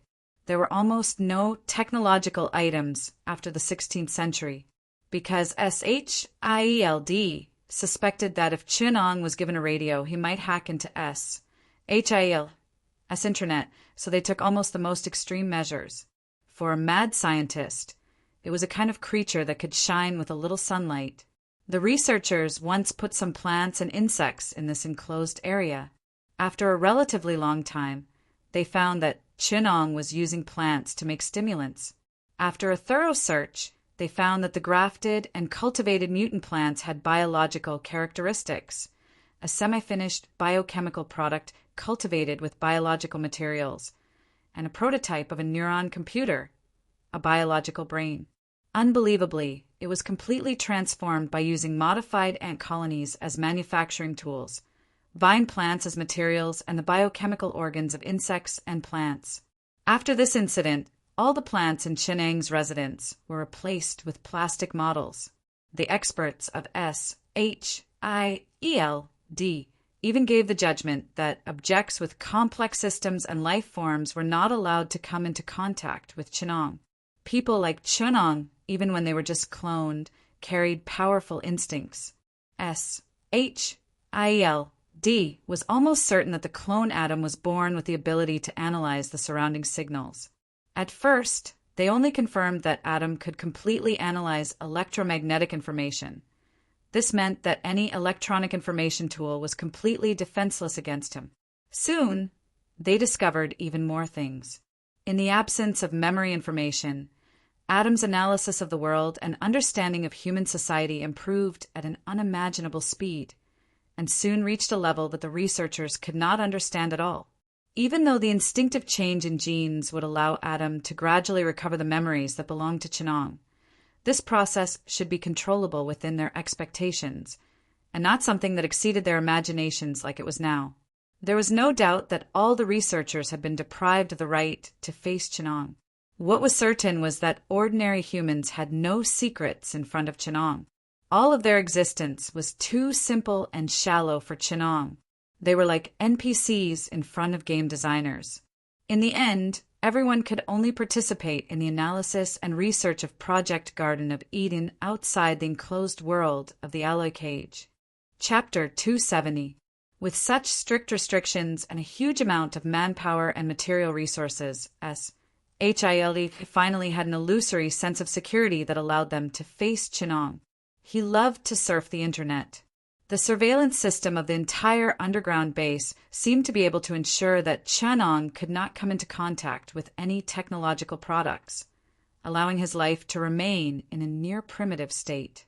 Chun-Ang's muscles moved gently. A gentle and smooth power started from his fingertips and was transmitted to his whole body like flowing water. In the control room outside the sealed space, his muscle movements were smooth and graceful, filled with a thrilling sense of power. A huge amount of movement data was input into the super calculation. One mathematical formula after another was brought in to produce harmonious and regular data. This caused the researchers to suck in a breath of cold air. How is Atom's condition? Is he within the safety limit? The head of security of the base looked at the computer with a serious expression. The simulated data of Chun-Ang's body movements was like a book of heaven to him. It made him feel a sense of suppression in terms of intelligence. The physiologist who was questioned could only use words that were easier to understand to say to him, "There is no problem with safety." Atom's threat increasing function did not exceed the warning curve, but it is too shocking. Do you know? This is simply the most perfect human movement data. I never thought that human muscle movements and body states could be so artistic. These data should be the theoretical limit. In theory, how high a human can jump, how fast they can run, how strong they can be. This data can all reflect it. It is simply perfect. This is a perfect data. Only humans can fully tap into their own abilities to achieve this. I dare say that if you can see the structure of his muscles, you will realize that this is the model of a healthy and strong human body. Body fat, muscle fiber length, red and white muscle ratio. This is a body with divine qualities. The physiologist sighed in admiration.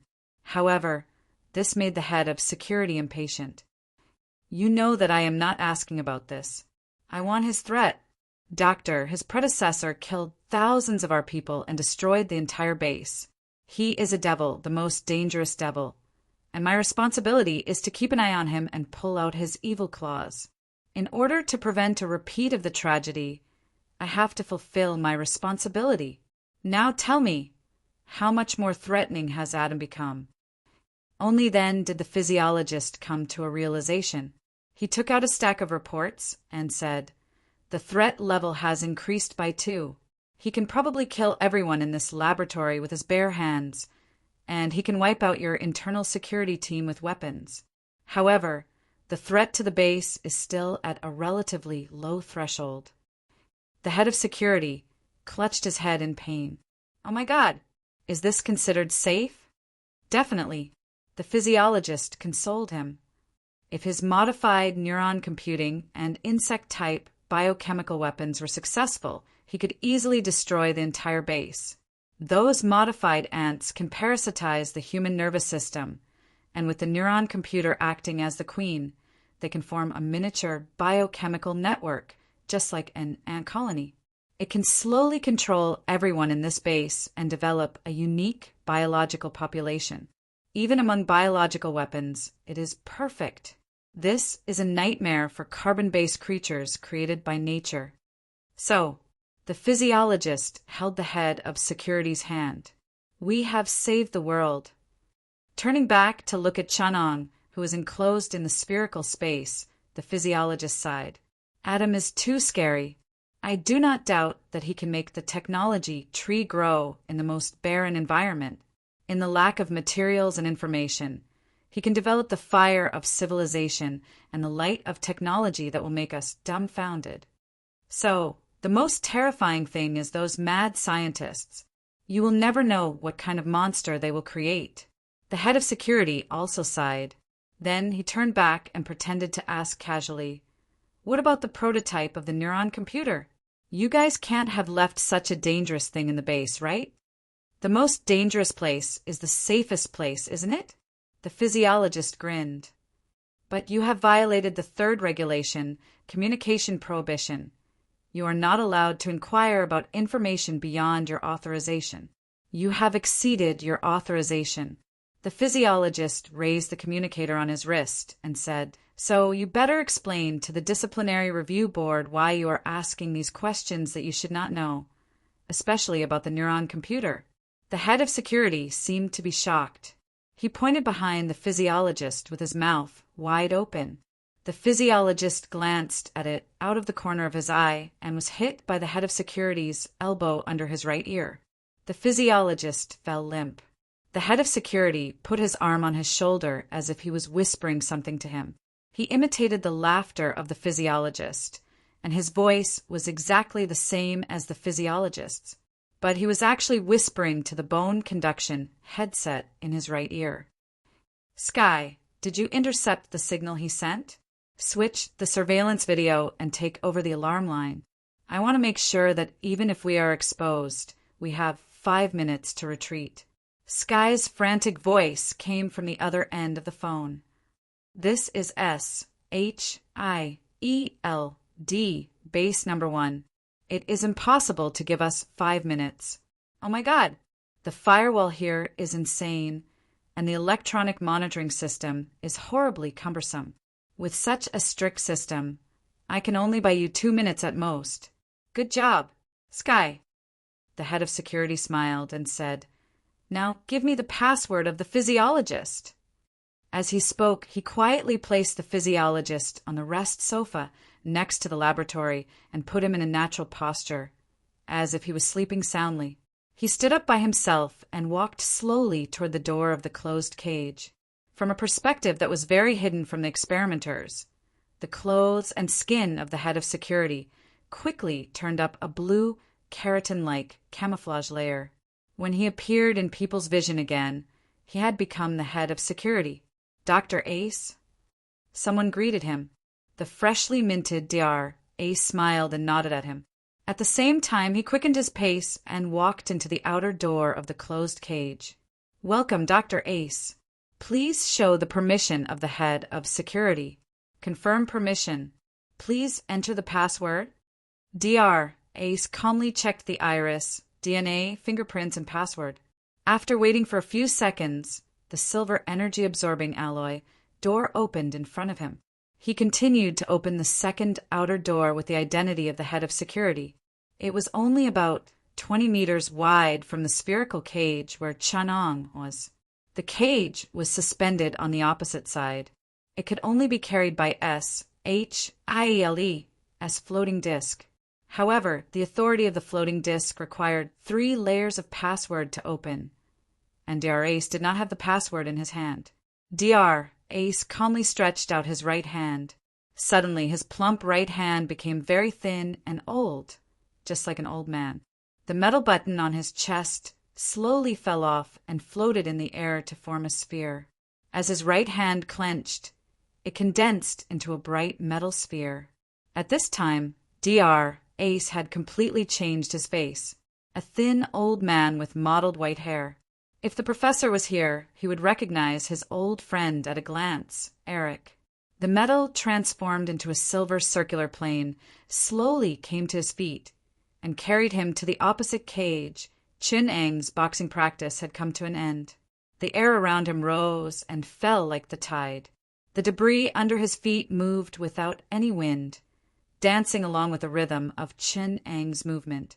Although there was no strong wind, there was no violent airflow. The overflowing strong momentum made the circle of 1 meter around Chinong full of pressure.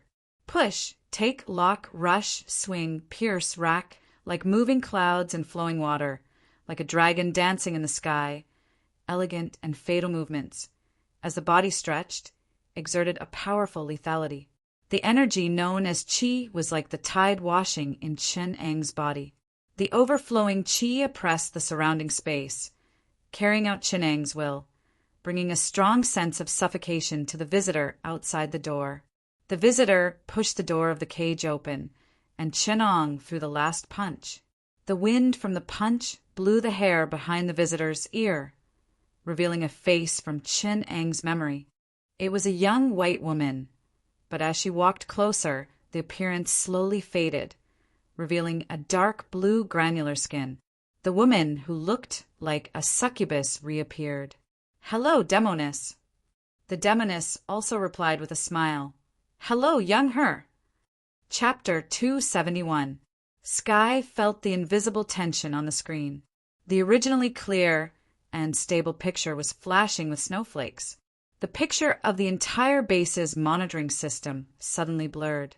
The highly stable lines were suddenly interfered with, causing all the electronic instruments in the base to become unstable. Sky quickly pressed the headset on her left ear and whispered, "Come back!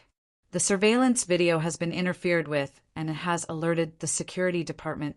The video I used to deceive them won't work anymore. Now I'll try my best to stall them. You have up to 5 minutes. Go." "No need."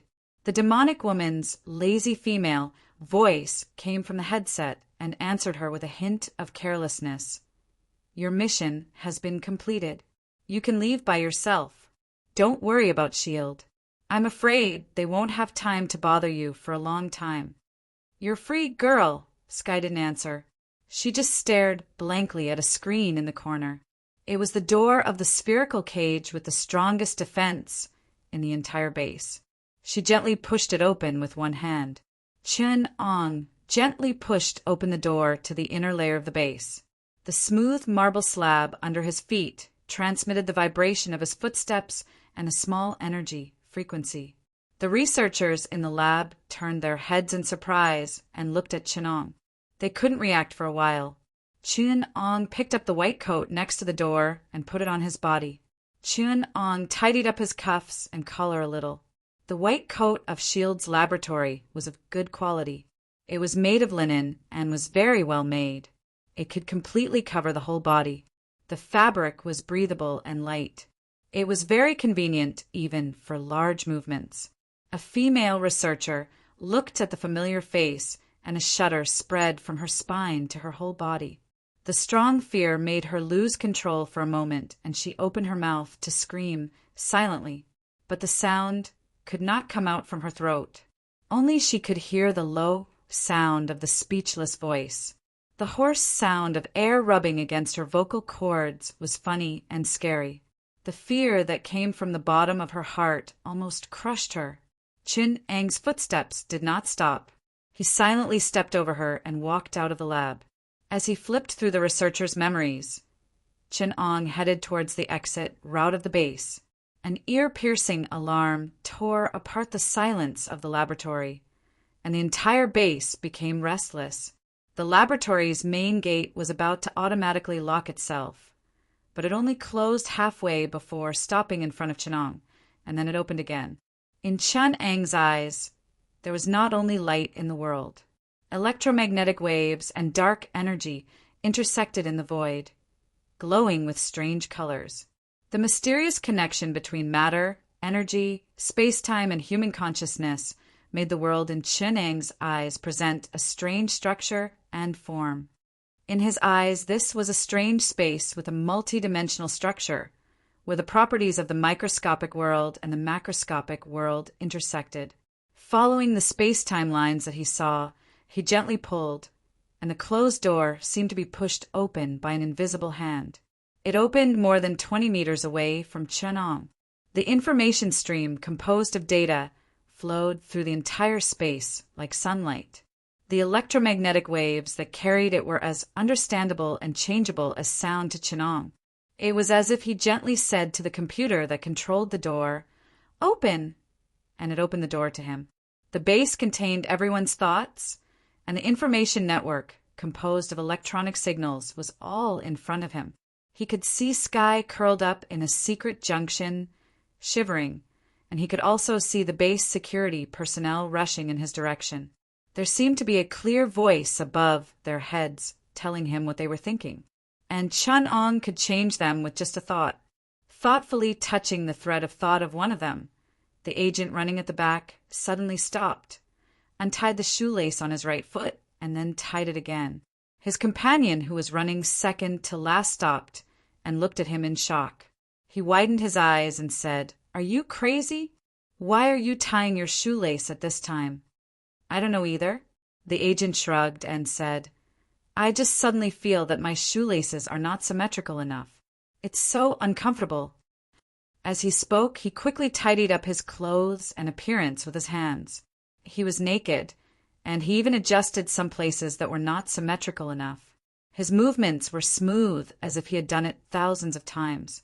His companion was already looking at him in horror, and he pressed his hand on the holster. He looked at his companion's raised cuff and raised his hand to smooth it, but the dark muzzle forced him to raise his hands high. Another agent looked at his companion, who raised his hands neatly and raised the walkie-talkie next to his ear. "Captain, there's a problem with right." The information in Chun-Ang's eyes became more and more complicated. The structure of matter and the warp of space became clearer and clearer in his eyes. The information and space he could perceive were also becoming wider and wider. Countless information that was enough to make a person crazy rushed into his brain. Even though the logical calculation structure of his brain was rapidly optimizing and the processing ability was rapidly improving, there was still a feeling of congestion. The chemical energy in his blood was rapidly consumed by his brain. In just a few seconds, Chun-Ang's blood sugar level had dropped to a very dangerous level. The weakness of his body made his legs weak, and his consciousness was a little blurred. Don't be surprised. The demoness returned to the appearance of a white woman and stood next to him and said to Chinong, "Your body has been locked by yourself. This is also the reason why we dared to save you. If you are still a copy of Apocalypse, your body can evolve and change at any time. Then, as time passes, you'll gradually get closer to Apocalypse and become as terrifying as him. You may not even have the time to grow your personality before you are assimilated by Apocalypse and become him. But the previous serpent left you a chance to grow. He gave you a lock, the fruit of wisdom. This lock will keep you in a human state and give you enough time to form a personality that will not be assimilated by Apocalypse. Apocalypse shaped you. You have the same divinity as him. You are essentially equal. Both are part of a certain existence. But be it the serpent or you are only the past of Apocalypse. The past will be assimilated by the future. Just like how the past you has the memories of the future, your past personality will be replaced by the future. This is why you are essentially equal, but will be assimilated by Apocalypse. When the past meets the future, it will become the future. Unless you separate the past from the future and give him a chance to create another future, to become a new self that is different from Apocalypse. Chin-Ong sighed. Yes, the professor believes that Tianqi's past has the power to compete with him, whether it's in terms of spirit or potential. This is the only power that can fight against Apocalypse. The demoness looked into Chun-Ang's eyes and answered sincerely, "It is also our only hope." Chin-Ong was confused. "You mean you want to go back to the great demon's past, find the great demon when he was young and rely on him to fight against his future self to save the world? Don't you think this plan is ridiculous? What is this? The parallel world demon salvation plan? In order to fight against Apocalypse, I was brought back from the past and then hope that I can fight against my future self." The demoness nodded.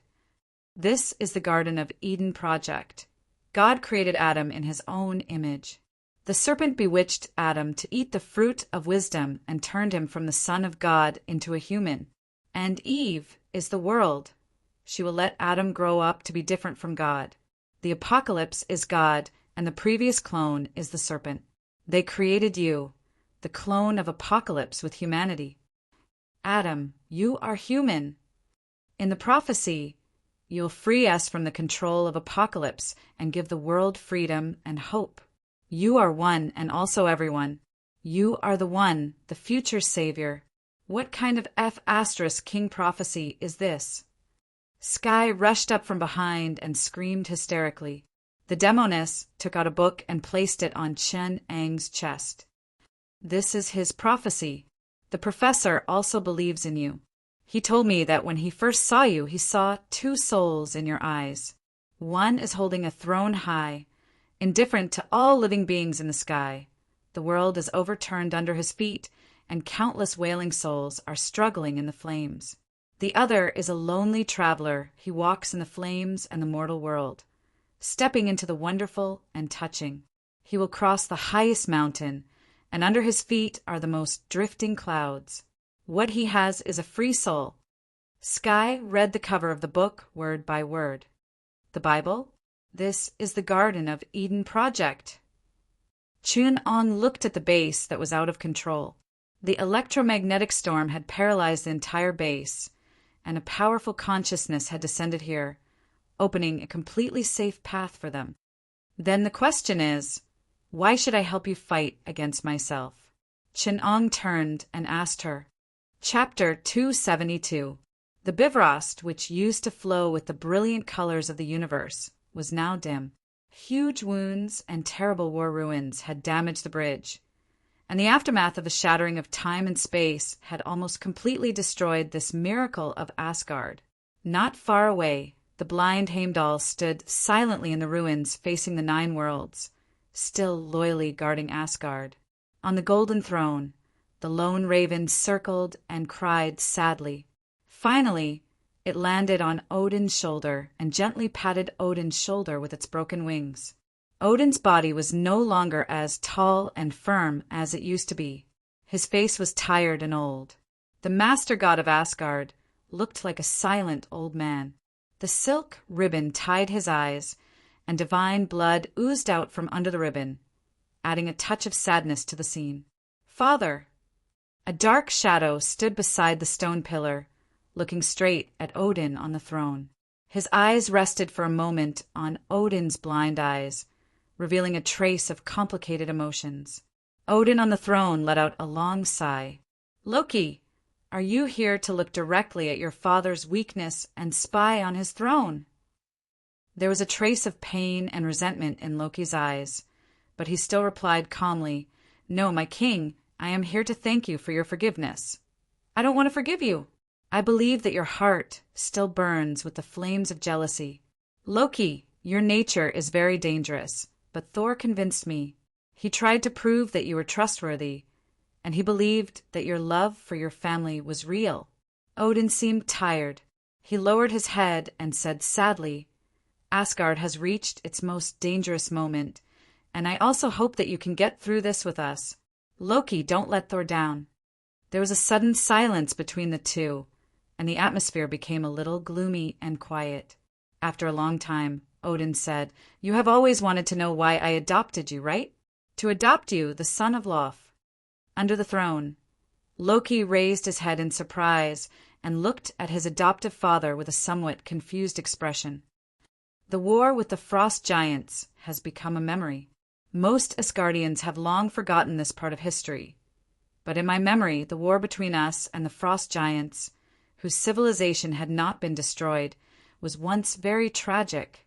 They used to have a very powerful warring civilization. That's completely different from the barbarian frost giants in your memory. Our enemies are very powerful. The dark elves continue to sneak into Asgard to cause destruction. The dark stars are restless, and the elves and dwarves also have other ideas. And the frost giants are entangling our army on the battlefield, and the situation has been precarious. At that time, our old enemy had a civilization that was not inferior to ours. Apart from the scourge of apocalypse, they did not fear anyone. Odin's voice slowly became low, and his eyes gradually became distant, as if he was looking at the distant history through time. Loki also felt some inexplicable emotions as Odin narrated. "Is it strange? But my child, you have to know that no civilization is born strong. They all have to go through painful training and desperate metamorphosis until they pay a terrible price and drink the blood of heroes. Only then will they be able to forge a bright glory. This process requires breaking its backbone and torturing the soul of the civilization until it is bathed in fire several times before it can become a great civilization. On this journey, there are those like the dark elves and the frost giants who have lost in the war and almost become bloodthirsty beasts. There are also those like the dwarves and elves who have lost their autonomy and chosen to submit to other great civilizations. There are also those like humans who are still staggering forward. There are very few civilizations like Asgard that have created such glory." Odin stroked the blindfold over his left eye, his hands trembling slightly. He could barely hold his scepter. He took a deep breath and said to Loki emotionally, "You may be wondering why I insist on participating in the stupid and complicated entanglements of a human race, and why I'm willing to pay such a heavy price. You think this is why I spoil Thor, but I want to tell you." Odin looked at Loki with hollow eyes, causing him to take 2 steps back in horror, and said word by word, "In my heart, there is nothing more important than Asgard." After saying this, Odin seemed to have lost all his strength. He leaned against the throne and stretched out a finger to stroke the head of the crow on his shoulder. The crow cawed twice and rubbed against Odin intimately. Hedge, thinking, "Is dead, how can Mjolnir, memory, live alone?" Before he finished speaking, the crow standing on Odin's shoulder flapped its wings and returned to the sky, leaving feathers scattering all over the sky, and disappeared in front of Loki's eyes. Loki watched as the crow's soul split into 2 and flew to the atrium. They hovered over the battlefield of Washington and returned to the bodies of the 2 crows that had died beside the ancient snake Chinong in the past. They returned to the embrace of death. Odin said with a hint of sadness, "A long time ago, when Asgard and the frost giants were in a stalemate, they guided me to the World Tree, the miraculous place where the 9 realms converge, in front of the Spring of Wisdom. I paid the price of an eye to the World Tree to pray for the wisdom of defeating the frost giants. Then I successfully defeated Laufey. He also took away one of my eyes. So when I saw you, I felt a voice telling me to leave him behind. This is your sin and love. So I adopted you as my son. At first, I just believed in the guidance of wisdom. But then I slowly realized that Loki, my son, you are so excellent. I saw my own shadow in you. You have the blood of Laufey, but you also have the love of Asgard and my soul. I thought I would always be proud of you. The prophecy told me that you would bring dusk to the gods of Asgard. You would let your father and brothers fall forever. But this is only one side of the prophecy. Many people will never know that the prophecy is always a mixture of good and evil. You can be the son of dusk and bury the gods, but you can also be my pride and protect Asgard and Thor because of love. My dear child, I have to admit that there was a time when you made me confused. I didn't know how to face you, your kindness and malice, the jealousy and love in your heart. I tried to test you, but this made us drift further and further apart. I was very happy with Thor's firm protection of his family, but when it comes to you, I don't know what to do. Loki tilted his face slightly, preventing Odin from looking at him. I felt that fate had come to me. One day at dusk, I came to the Fountain of Wisdom. This time, I did not pray for strength and wisdom. I even threw Gungnir on the ground and prayed only for one answer from the World Tree: love and redemption. Loki suddenly saw the souls of 2 ravens hovering between him and Odin. Even though he was a god who controlled illusions, he could not stop himself from falling into the darkness. In the deep abyss, he saw the huge World Tree, the tree-like cosmic structure that connected the 9 worlds. It let out a loud wail in the raging fire and war, and then suddenly collapsed. From the fallen roots of the World Tree, a ferocious black dragon flew out. He gnawed at the foundation of the universe, with the bodies of the Asgardian gods hanging on his wings. He rose from the fire. He was covered in huge iron armor, and his body was burning with lava and fire. Death circled his wings, and countless poisonous snakes crawled out from behind him, turning Asgard into hell. He saw Odin being pounced on by a huge demonic wolf, which tore at his flesh and blood. Gungnir fell to the side. He saw Thor rushing forward in grief and indignation, picking up Gungnir and piercing the heart of the demonic wolf, but it was too late. Odin collapsed in a pool of blood. Dusk fell. For some reason, Loki burst into tears. He saw the snake wrapped around Thor, making him unable to lift his hammer. Thor broke free from the snake and threw Mjolnir at the head of the snake, but he was bitten by its poisonous fangs and fell into the abyss together with the snake. Finally, the black dragon flew to the top of the World Tree. Facing the collapsed universe of the World Tree, it roared at the sky and tore the earth of the 9 worlds apart. As darkness enveloped the earth, the black dragon twisted into the appearance of a man and laughed in the dusk of the gods. Only then did Loki see his face. Clearly, it was the ancient snake Chenong.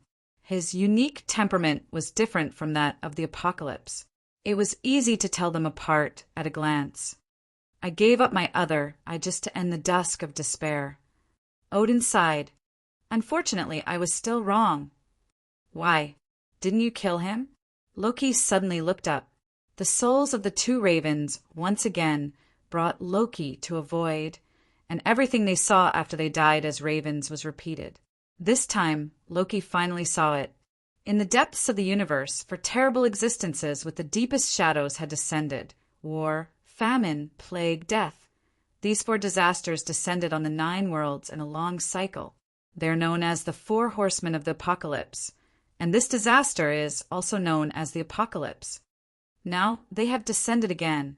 Odin sighed deeply. The body of the ancient snake Chenong, controlled by the Apocalypse, welcomed the 4 terrible disasters outside the solar system. Famine merged with him and flew towards Asgard with a huge comet. War fell to Earth with the plague, but when it brushed past the moon, it attached itself to the moon. Only death intertwined with a huge planet in outer space. Loki saw a huge black dragon open its eyes in Asgard. On the top floor of the Stark building, a dark soul was suddenly struck by a silver light. A race with powerful psychic powers, their kingdom made of crystal, was surrounded by the shadow of death. Another group of humans, the ancient and angry Atlantean civilization, suddenly found themselves infected with a strange virus. The great darkness came like a tidal wave, and Loki was so afraid that he could barely breathe. He could only watch as the thick shadow spread across the entire universe. Is this the end of the world? Loki never thought that he would one day despair because of destruction. Chapter 273. The professor believed that you would help us. He convinced us, and the ancient snake's cooperation with us deepened. Although the apocalypse and you are the same existence, you both have different personalities and thoughts. The apocalypse is eroding your personality, and its existence is a threat to you. In this war, we naturally belong to one side, Mystique answered with certainty. You're wrong. Chenong smiled. Mystique was a bit surprised. Her eyes showed a bit of confusion. You don't understand what the apocalypse needs. That's why you came to such a wrong conclusion. The professor understands this. The apocalypse is the apocalypse. He has never changed. Your resistance, struggles, and threats are exactly what he wants. You think that the ancient snake created me, but the truth is that the apocalypse and the ancient snake created me together. If you look at things from his point of view, you'll realize that everything you care about is meaningless to him. The apocalypse is not for power, not for this barren planet, and definitely not to deprive you of your short, shallow lives and thoughts. Everything that is important to you, freedom, soul, love, and emotions, is worthless in his eyes. The only thing he cares about is the miracles you can create, the possibilities you can create in the future. The meaning of the soul lies in the unknown it can bring, and that is all you have to him. In his eyes, the only value you have is to contribute a variable to his life. Chin Ang's expression was very complicated. He looked at Mystique with kindness, calmness, and even a hint of sympathy that angered her, or perhaps sympathy. Mystique finally understood the difference between Adam and the apocalypse. The apocalypse would never have a trace of pity or even human emotions. Chin Ang's words echoed in her ears like a nightmare. Struggle with everything you have, because that is what the apocalypse is waiting for. Of course, you are not the chosen he favors. You do not have the potential that the apocalypse hopes for. What he seeks is a Taoist companion who can create a future with him, who can provide him with an unending source of motivation and inspiration. What he seeks is a civilization that nurtures splendor and limitless potential. Then what are we? Demonis raised her head and asked. It's better than nothing. Chin Ong shrugged and spread his hands. It's just something that's convenient. Since I have nothing to do, when I plant the seeds of the Dedao tree, it doesn't hinder me from planting some cabbages at the side. It can also kill some time. Chan Ong spoke calmly, but the shock that he brought to the demoness was incomparable to any wild talk. Hidden beneath the light words was darkness and fear that was as deep as the abyss. Even the smell of blood could be heard, and a chill that came from the bone marrow shrouded everyone present. Demoness raised her head and looked at Chinong. She opened her mouth as if she wanted to say something, but no words came out. Denounce the inhumane brutality of the apocalypse? Crush you? What does it have to do with you? Reaffirm the determination of mankind to defend freedom and survival? What does your struggle have to do with me? She could only tremble for this, for the anger and fear in her heart. She trembled all over, letting the anger and unwillingness that lasted for hundreds of years, spanning 2 universes and being trampled and manipulated by others, dominate her soul at this moment. She felt that her fingertips were trembling, releasing and venting the power that was accumulated in her heart. Ah, She raised her head and screamed. The huge sound wave carried kinetic energy across the sky, tearing the air and debris around her. It also set off a strong vibration that even shattered the clouds in the sky. It shook Sky, who was next to her, and sent him flying with blood oozing out of his mouth and nose. Farther away in Washington, the professor put down the helmet of the brainwave magnifier in his hand and looked at the sky above him with a deep sigh. There was a faint weariness and boredom in the depths of his calm eyes. Further away in the orbit of Mercury, Magneto, who was controlling the flow of solar matter, clenched his fists. The blue veins and joints of his old and thin hands bulged. The powerful electromagnetic force instantly tore apart the small flow of matter. The high temperature of millions of degrees roasted and distorted the surrounding space. He looked back and took a deep look at the blue earth. The gamma-ray storm set off huge waves behind him, and the powerful energy equivalent to the sum of the energy released by the sun for thousands of years poured out in an instant and rushed towards Magneto. With a forceful wave of his left hand, Magneto floated in the void. He lowered his head, stretched out his left hand, and his right arm hung down naturally. The crazy gamma ray burst behind him, suddenly split into two, revealing the emptiness in the middle, the calm cosmic vacuum. The great and the vast, like the vast energy release of a stellar storm and the small human body, formed a pair of absurd contrast in this world. Looking at Demonis, who had gradually calmed down, Chin-Ong shook his head gently. Still the same question? Why should I help you fight against Apocalypse? To do such a pointless act? Anyway, whether you resist or not, Apocalypse doesn't care. I also don't see the point of you doing this. The Garden of Eden is an interesting plan, but this is only the relationship between me and Apocalypse. The possibilities it creates, everything it changes, is only the mutual influence and game between us. This is our chess game. The so-called S-H-I-E-L-D. The mutants, you can't change any of the facts. You think it's related to you, but in essence, it's your wishful thinking. This is a game between two people. It's best not to take yourself too seriously. With a deep sigh, Chen-Ong turned his head and prepared to leave. He finally said, "This is my kindest advice. It's not good for you to get involved. I personally oppose using you for fun. It's very insulting to your character. So I hope that this is the end. You're out. I'll continue. This is a game for two people." This was Chen-Eng's most sincere advice, although most people would not appreciate it. It had nothing to do with him. Feeling that something was brewing in this world, Chen-Ong carefully identified it. Although he did not have the highest authority of Skynet, Chen-Ong still felt some changes in Skynet's authority. Some things, there were physical intelligent matter. There were all programs and rules, something that could be called a soul by intelligent life. It was changing and handing over in the dark. Looking in the direction of the Stark building, Chen-Ong found the final direction of the change. Apocalypse was using the power of Skynet to shape something, with the authority second only to Apocalypse. Chen-Ong vaguely felt something. It was an intelligent life in the process of being bred. Chen-Ong could feel that it was temporarily one, but in fact it was composed of two parts, a dark soul and a newborn intelligent life. They temporarily merged into one, but in the end, they would separate and become two opposite existences that affected each other.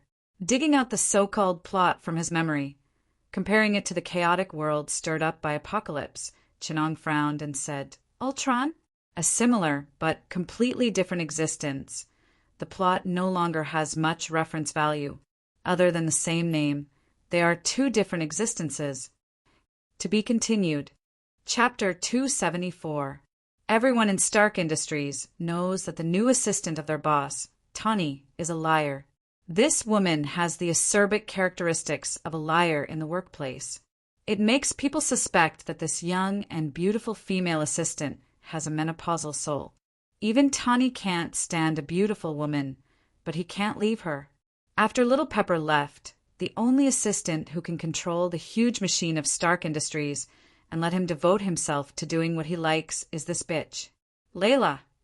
Tani pressed his temples and said to her irritably, "Help me make an appointment for the physical therapy program in 20 minutes. I can't get rid of this damn headache." He slammed his fist on the table next to him, startling his personal secretary. Layla poked his head out of the next office, pressed the Bluetooth headset on his ear, and made an okay gesture to Stark. "What happened?" The person on the other side of the headset asked. "Nothing. Tani's condition is getting worse and worse. Since the Washington incident, he can't sleep all night, and he always hears some inexplicable whispers. To be honest, I don't think he's in the right state to take on the responsibility of an Avenger. He's only one step away from collapsing. Tani has made a great sacrifice. He even ignored his own sexual well-being to control the Washington incident. The Bureau has been trying to find a way, but nuclear cells are too dangerous. We still don't know how to control the excessive radiation in his body. Now he's equivalent to a walking dirty bomb. His evaluation hasn't come out yet. Nick is still protecting him, but it won't last long. Because of the Washington incident, Nick may be removed from the position of director. Now the board wants me to be the director, and I need to know Tani's condition all the time." The woman's words on the other side of the phone had a different meaning, and Layla immediately heard it. "Everything is under control, Hill. Is Nick's impeachment related to Adam's disappearance? Tani's fruit is about to ripen. If an unstable factor like Adam interferes with the plan, it will cause us a lot of trouble." Layla glanced at Tani's personal space above her head, which was the top floor of the Stark building, the place where Tani lived, experimented, and met the Avengers. Theoretically, she did not have permission to enter, but the rules were obviously meaningless to an agent. "We haven't found Adam yet. To us, this is scarier than knowing nothing about the whereabouts of 100 nuclear bombs in the United States. I'm almost boiling over here." The board of directors summoned Nick 6 times in one night. Nick's roar could even be heard by the cleaners outside the office. He's not in New York, not in Washington, not in San Francisco. After those damn mutants let him go, no one knew where he was. The Violet organization doesn't know, Hydra doesn't know, Rising Tide doesn't know, the military doesn't know, the mutants don't know, and even the professor refused to answer our questions. Then we're in big trouble. Layla frowned. Her right foot that was placed on her left leg was raised high. This typical small movement showed that she was anxious. She shifted her leg uncomfortably. "You know that we hate to lose control in our line of work. Now that the situation is out of control, the Ultron on Stark's side is almost complete. We're about to have this weapon that can fight against Skynet, but now an unpredictable variable can happen at any time. I won't wait until it happens before I act. Hill, I want to act early." There was a moment of silence on the other side of the headset before she replied, "You can act early, but don't make Tani unhappy. Now, Nick is still the director. If something happens to his biological son, I'll be in trouble as well. He doesn't have time to trouble us now." Layla sneered and hung up. Slowly taking out his handbag, Layla walked into the elevator, inserted the blocker into the junction box, took out the makeup box, and turned the lipstick away. Inside, there was a laser-engraved, crystal, 3D projection in front of the camera. Inside was a projection of Tani in the elevator. Iris scan, skull comparison, physical characteristics, and infrared scan.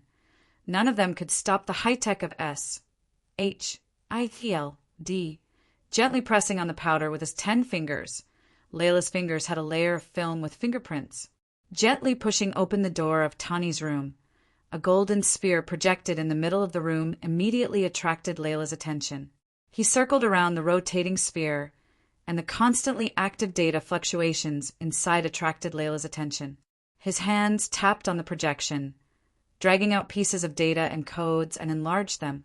The flowing golden data fluctuated as if it was alive, but Layla's expression became more and more exciting. Man-machine coordination inspired interaction. How could Tani have such a crazy idea? He completely opened up human consciousness to electronic data, imitated the telepathy of the professor, realized the spiritual interaction between humans and machines, and expanded the internet into a man-machine network. This is simply crazy. The theory that human consciousness is controlled by information. Ultron is not those damn robots and ghosts on the internet at all. What he designed is a real ghost that exists in the human brain, a ghost that can control humans and consciousness. Tani envisions that humans control Ultron through consciousness in the future. Why didn't he think that Ultron can also control humans? With the flow of a large amount of data, Ultron's terrible plan finally revealed a corner of the veil to Layla. Different from what H.I.E.L.D. had imagined, the Ultron designed by Tani was not just an artificial intelligence software, an intelligent life program that controls the internet, as he had reported, but a program based on human consciousness. Some red blood vessels appeared on the surface of the floating golden ball of light. Those blood vessels gradually covered the outer shell of the ball of light like blood vessels. However, Lara, who was standing in front of it, did not notice it at all. She did not notice that the data light screen floating in front of her had turned into a distorted, blood-red color. The words on it had long since become chaotic and indescribable. But Layla was still immersed in it, and these chaotic, deformed, and distorted symbols and images seemed to become understandable in her eyes. The harsh sound of the flute, along with other crazy, distorted instruments, suddenly rang in her ears, and countless strange lights and shadows. Giant amoebas with green eyes and human faces, indescribable chunks of flesh with countless tentacles and big mouths, and endless flashing bubbles like galaxies, an inexplicable and strange murmur was whispering in her ears. The poor mortal's consciousness was immediately dominated by these things. Her thoughts were unified on a certain level, but what she showed was madness, chaos, and chaos. The red and gold ball fused into a ball like magma, and under the red and gold flowing magma, countless flashing gas faintly glowed. It slowly spun like a floating planet wrapped in countless flashing bubbles. But on the side facing Layla, there was an additional blood-red eye. The bloodshot white eyeball and the blazing red pupil sent chills down one's spine. A strange voice whispered through the room, and it sounded like there were countless men, women, old people, children in different tones, different languages, and different accents, all said the same thing, and it was chaotic yet clear. In accordance with the will of the Supreme Apocalypse, my name is Garros Sargeras. In accordance with the will of the Supreme Apocalypse, my name is Yog-Sothoth Yog-Saron. Lara, whose form had been completely distorted, roared madly, as if she was celebrating the birth of her dominator. At the same time, following the will of this sentence, a chaotic, distorted consciousness wave rushed into the network, transmitting this will to the entire world. On the road to New York, a speeding motorcycle glided close to the road like a silver lightning bolt. The all-metal body with superior aerodynamic shape protected the rider on the bike. Just as the will swept across, the knight on the carriage turned the carriage around and stopped by the roadside. The rider took off his helmet and looked at the ripples in the distance, deep in thought. As the apocalypse, I really know how to play, to be able to create such a being. The indescribable evil god of old days and the dark titan of the abyss of oblivion formed a relationship of one as two and two as one. Chen Ong couldn't help but sigh for the humans of this world. Won't they be played to death like this? I'm really too evil. The ruler of the dark titan, the creator of the evil god of old days, the lord of revelation who controls the rulers of the great old days, the former god, the leader of the 4 horsemen of the apocalypse, the 7-headed evil dragon, the lord of destruction, the unscrupulous mad scientist, the grave digger of the gods, the reaper of world lines, the nemesis of billions of intelligent life. Apocalypse Chin! I'm really too evil. Even I can't bear to watch it anymore. Chapter 275. Chin Ong stepped on a piece of floating boat and floated downstream. From afar, he saw a rainbow rising into the sky, hanging on both sides of the river. The Niagara River, which had a huge flow of water, rolled past. As far as Chen Ong could see, It suddenly disappeared, leaving only a line between the sky and the water. Tiny droplets of water hit Chun-Ang's face like mist, wetting his clothes. His thin shirt clung to his firm muscles, and the water droplets flowed down his body, bringing him waves of pleasure. The huge sound waves hit Chun-Ang's eardrums. The sound was like rolling thunder, rumbling and rolling along the ground, covering the exclamations of the tourists on both sides of the river. Chun-Ang stood at the top of the Niagara Falls, looking down at the white dragon under his feet. It roared and slammed into the water, setting off astonishing waves. Chun-Ang's heart felt unprecedentedly open. No special ability, no human body modification.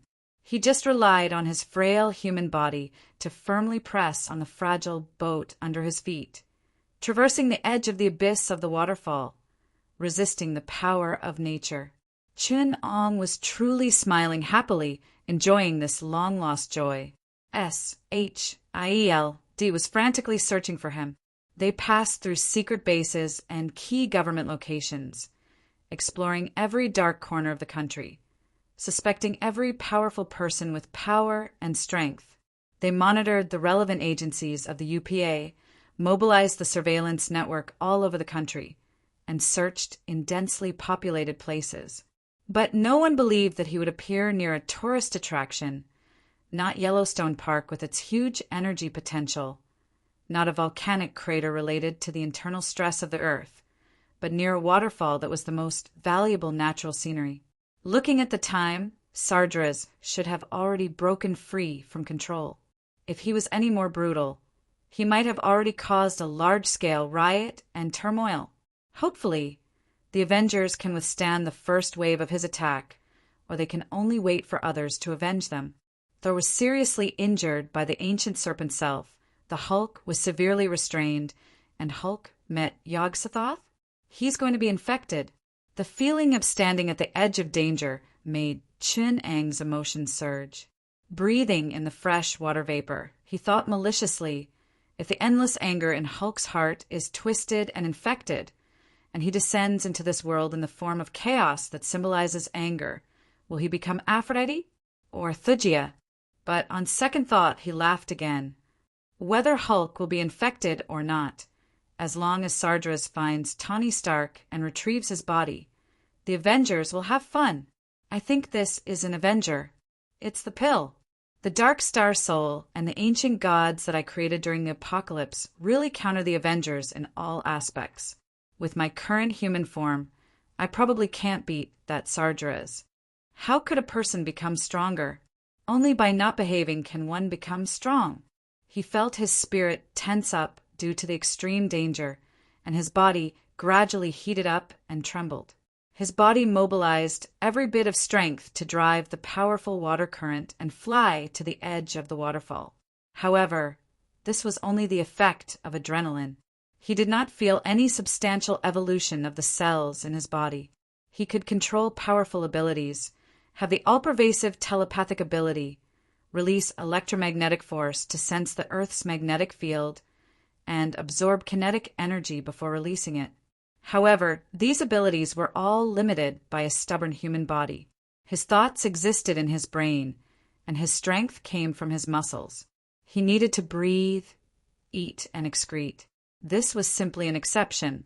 Cells did not have their own energy organelles, and organs could not mutate. Even genetic modification was limited. He could not expand his consciousness to the biological brain, nor could he go deep enough to change the biological nature of the body. He could not be reborn from a single drop of blood, could not clone himself, could not cross time and space at will, could not back up his consciousness, and could not reform his body. The greatest mutation he could achieve was to be like a mutant with more abilities. How dare you expect me to fight against the apocalypse like this? Is the human brain damaged? Chun-Ang could not understand. What is the ancient serpent thinking? My future apocalypse is a pervert. He has long since ceased to be human. As a human being, I really can't understand my non-human future. Chun-Ang sighed and released the control of the ship under his feet. Amidst the exclamations of the surrounding tourists, he jumped down from the Nicaragua waterfall. The torrent submerged his body and impacted his muscles. The powerful pressure of several tons pressed down on him. The blow that hit the deep pool under the waterfall almost suffocated him. The oxygen slipped away with the blood, and the suffocating feeling of the abyss enveloped Chinong. He closed his eyes, and his consciousness was in a semi-conscious state. The ancient memories engraved in his soul gradually awakened, tracing back to the beginning of everything. Breathing, inhaling, guiding. The blurred images and sound fragments that flashed past. Commander-in-Chief. Su Tang. Miracle Dr. Hua. Golden Chamber Theory. 100 Fields, Martial Arts. This is the general outline of the world's martial arts. 9 Emmanuel Huang Chong. Subordinate is here. A song that breaks the heart. Where can I find a soulmate? A familiar warm current gathered from all parts of his body, and a bit of cool air rose from 3 inches below his navel. Although it was only a slight trace, it was endless, relieving the feeling of suffocation. The fierce and cold river water around him gradually became gentle. Chinong curled up into a fetal position, sleeping quietly at the bottom of the river, 20 meters away. Countless fragments of memories emerged, bringing with them a few familiar yet strange images, leaving a trace in Chinong's consciousness and disappearing without a trace in the blink of an eye. However, the endless warm current was growing, and the memory fragments that Chinong pieced together were also increasing. The memories that belonged to Chinong's past existence were slowly approaching completion. In Chinong's brain, the memories of the past and the future collided violently. 1 second, it was the vast universe of the apocalypse, and the next second, it was the guidance of Sai Huatua's knowledge of Qigong, force, inner energy, magic, and technology. Across several universes, the memories of the past and the future slowly awakened. Space Physics High Energy Physics Superstring Theory of the problem of calculating the particles of the universe from space, Warp Imaginary Number Mathematics, the book of Arcane Magic's Crystal Wall, and the Multiverse Structure General Outline of the School of Necromancy General Outline of the World's Martial Arts Chi Theory Force, Meditation Origin of Life, Unified Force Theory Gravity. Well designed, drawing the knowledge that belonged to Chinong surged like the mountains and seas, allowing Adam to greedily absorb it like a sponge. He instinctively changed the seed of qi in his body, driving the warm current to change according to his own understanding. In the roaring sound of the horseshoe waterfall, a thin figure slowly approached the bottom of the waterfall. He was like a mountain in the crazy turbulence around him. To be continued. Chapter 276. Every second, hundreds of tons of water fell on Chinong's head. The huge kinetic energy created a strong water pressure in the deep pool below the waterfall, bringing heavy pressure to Chinong. At first, it was about 5 meters deep. The water pressure there was equivalent to the deep sea. As time went by, Chinong was getting closer to the point where the waterfall and the water surface met. 5 meters, 2 meters, 1 meter. Now, Chinong's body was already bearing the huge pressure equivalent to 10 tons. This was close to his limit. If he didn't activate Chinong's ability to absorb kinetic energy, he couldn't break through this point. This was the bottleneck of the human body. Even though Chinong had exceeded the limits of the human body, this was also his limit. This is the limit of qi. After all, Nigong is something from the low-level martial arts world. Without the special environment of spirit qi of heaven and earth, it is impossible to break through the bottleneck.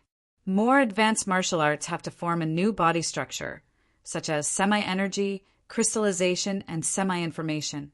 Or I can maintain the human body and borrow some powerful and terrible power from heaven and earth.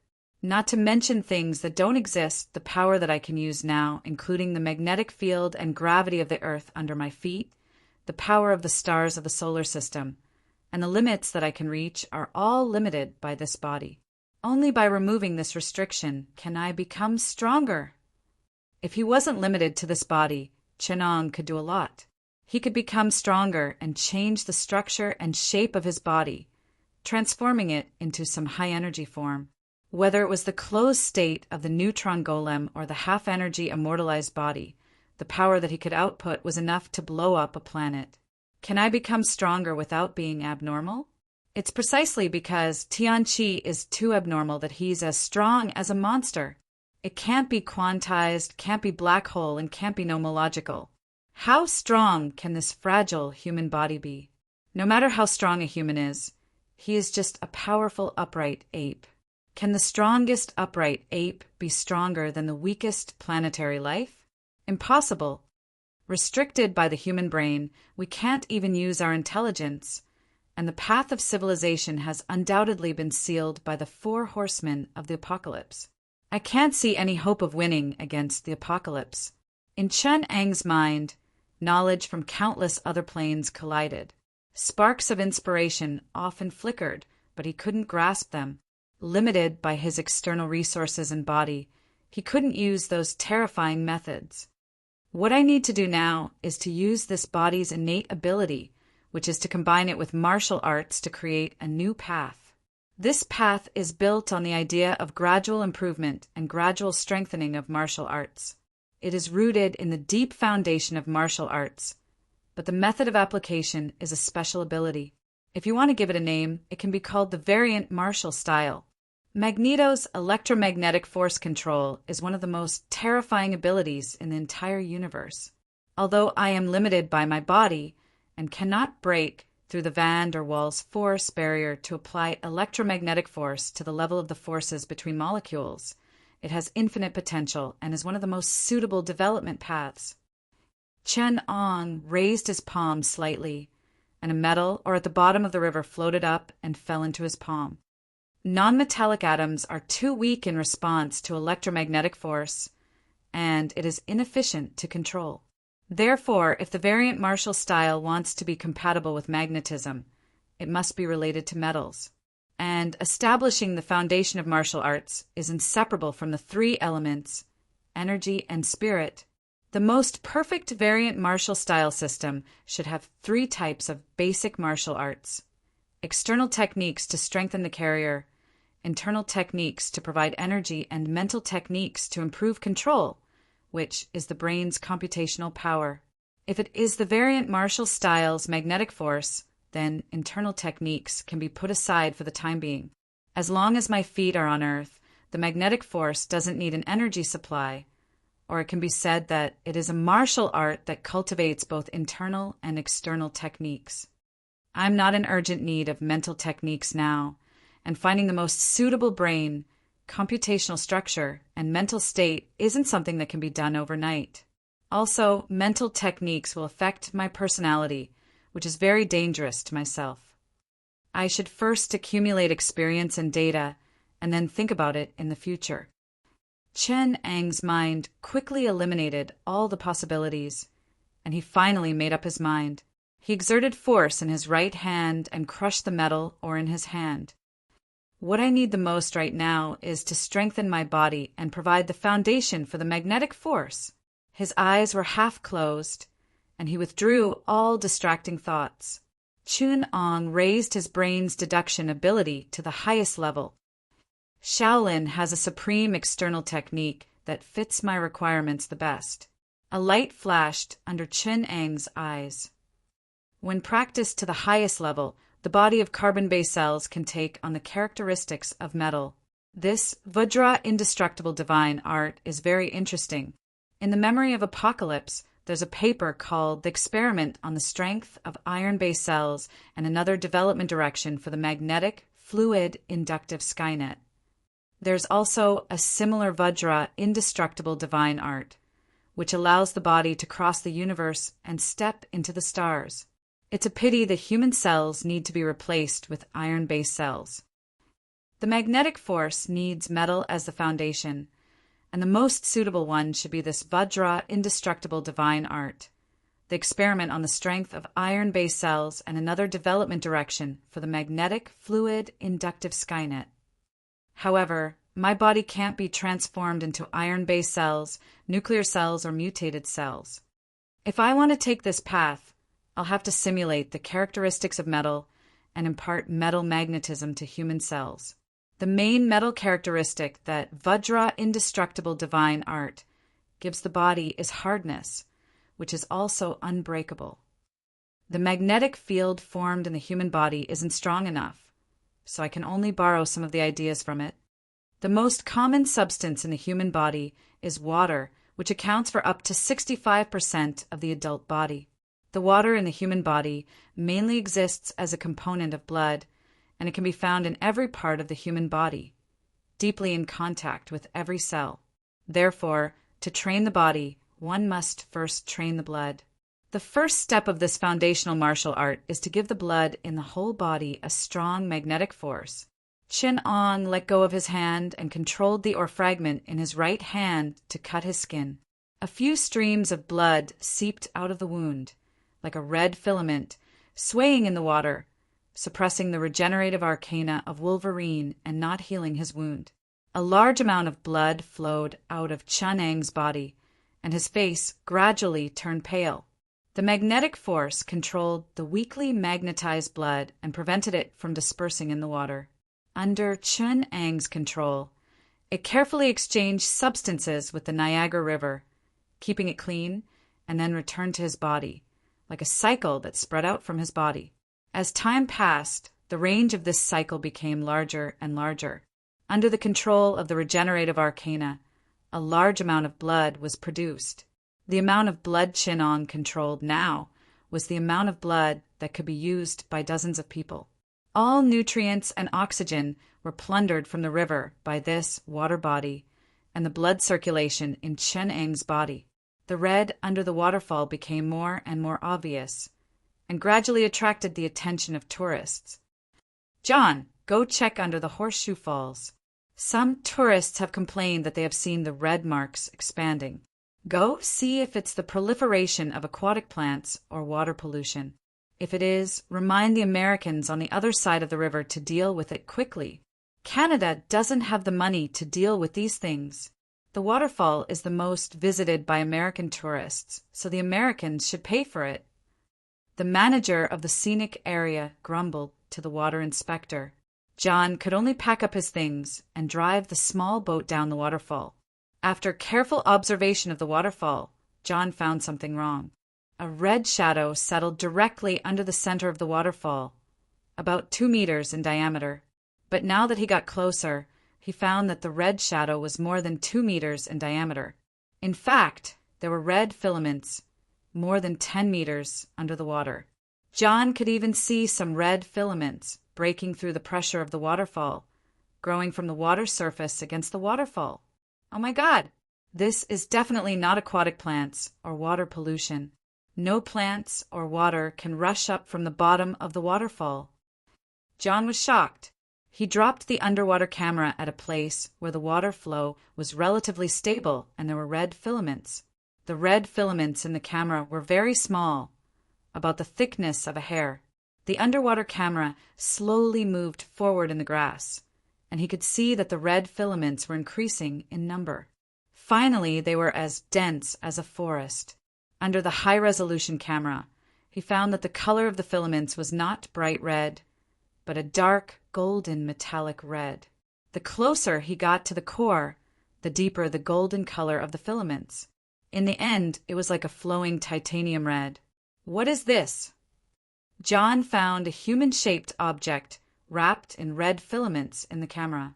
As soon as the camera flash passed, it was entangled by the red filaments and cut into pieces like tofu. The filaments were as tough as polymer metal wire. When they swept past the screen, John felt as if they were cutting through air. John was so scared that he collapsed on the boat. He started the small boat in a panic and headed for the other side. There's a monster there. It's a water monster. John's whole body was trembling. When he recalled the dense red filaments, he could not stop shivering. An instinctive fear overwhelmed him. However, in his panic, he did not notice that the red shadow in the water was rapidly shrinking. The red filaments that covered the tens of meters of the water quickly shrank back and entangled a human-shaped shadow under the waterfall. The tourists on both sides of the river noticed this. They ran to the shore in surprise and exclaimed while pointing at a place under the waterfall. The deep red that the waterfall could not cover slowly floated up, and the blood that entangled Chun'ang's body began to crawl back into his body. His skin was still the normal white color, and it was even more delicate and crystal clear, like a high-quality white porcelain. However, an unconcealable metallic luster made him look more like a high-tech bionic robot from the future than a human being. The blood flowing in his body was highly magnetic, and it even seeped into his cells. The strength of the metallized body was very high. The impact of the waterfall of hundreds of tons did not bring any pressure to Chun'ang. Now, every muscle on Chun'ang's body was comparable to the strength of high-density titanium alloy wire, and this was under the condition that he had not activated the magnetization. A powerful magnetic force was poured into his arms. Chun'ang felt that he could set off an amazing magnetic storm that could magnetize any water molecular fluid. His magnetic field control extended from metal to water molecular fluid. Now he could control the magnetized water vapor and water around his body like he could control metal. The limit was 2 kilometers. This was the power of the titanium body, the variant martial art created by Chun'ang. Chun'ang stepped on the water and rose against the waterfall. He felt thousands of cubic meters of water hitting his body at every moment. He listened to the roar of the waterfall and faced the torrent of destruction. Chun'ang turned his palms. The power that originated from Magneto's mutant ability had now been rooted in the arms of the titanium body. Magnetism. It surged wildly in his body, exuding a destructive aura. Ho ho ho! This power is far from enough. To kill the apocalypse, this power is not enough, not enough. Chun'ang laughed wildly and roared. Even the thunder of the waterfall could not cover his voice, making the tourists on both sides of the river unable to stand still. They did not know what this completely strange language meant, but they could still feel the strong sense of power in it. What is that? Oh my God! Is that the devil? The exclamations and panic of the tourists caused the entire waterfall scenic area to instantly become chaotic. But their screams and chaos were randomly covered up by another huge vibration and sound. How can you become stronger if you're not a freak? Feel the power of the titanium body. Water rises to the heavens. The rolling magnetic field raged on the vast Niagara Falls. Electric currents flashed in the water, and thunder roared in the waterfall. On this day, hundreds of tourists on both sides of the river saw a scene that they would never forget in their lives. Niagara Falls reverse, flow, and rise. The waterfall surged upwards like a white dragon wrapped in lightning. It roared and soared into the sky. The mighty Niagara River rose hundreds of miles from the waterfall, and the river flowed upstream, causing a huge flood. The powerful current washed away everything along the river, and the Niagara Falls was cut off from then on. A new river bypassed the original site of the waterfall, leaving only the terrible ruins of the strong under the dried-up waterfall. To be continued.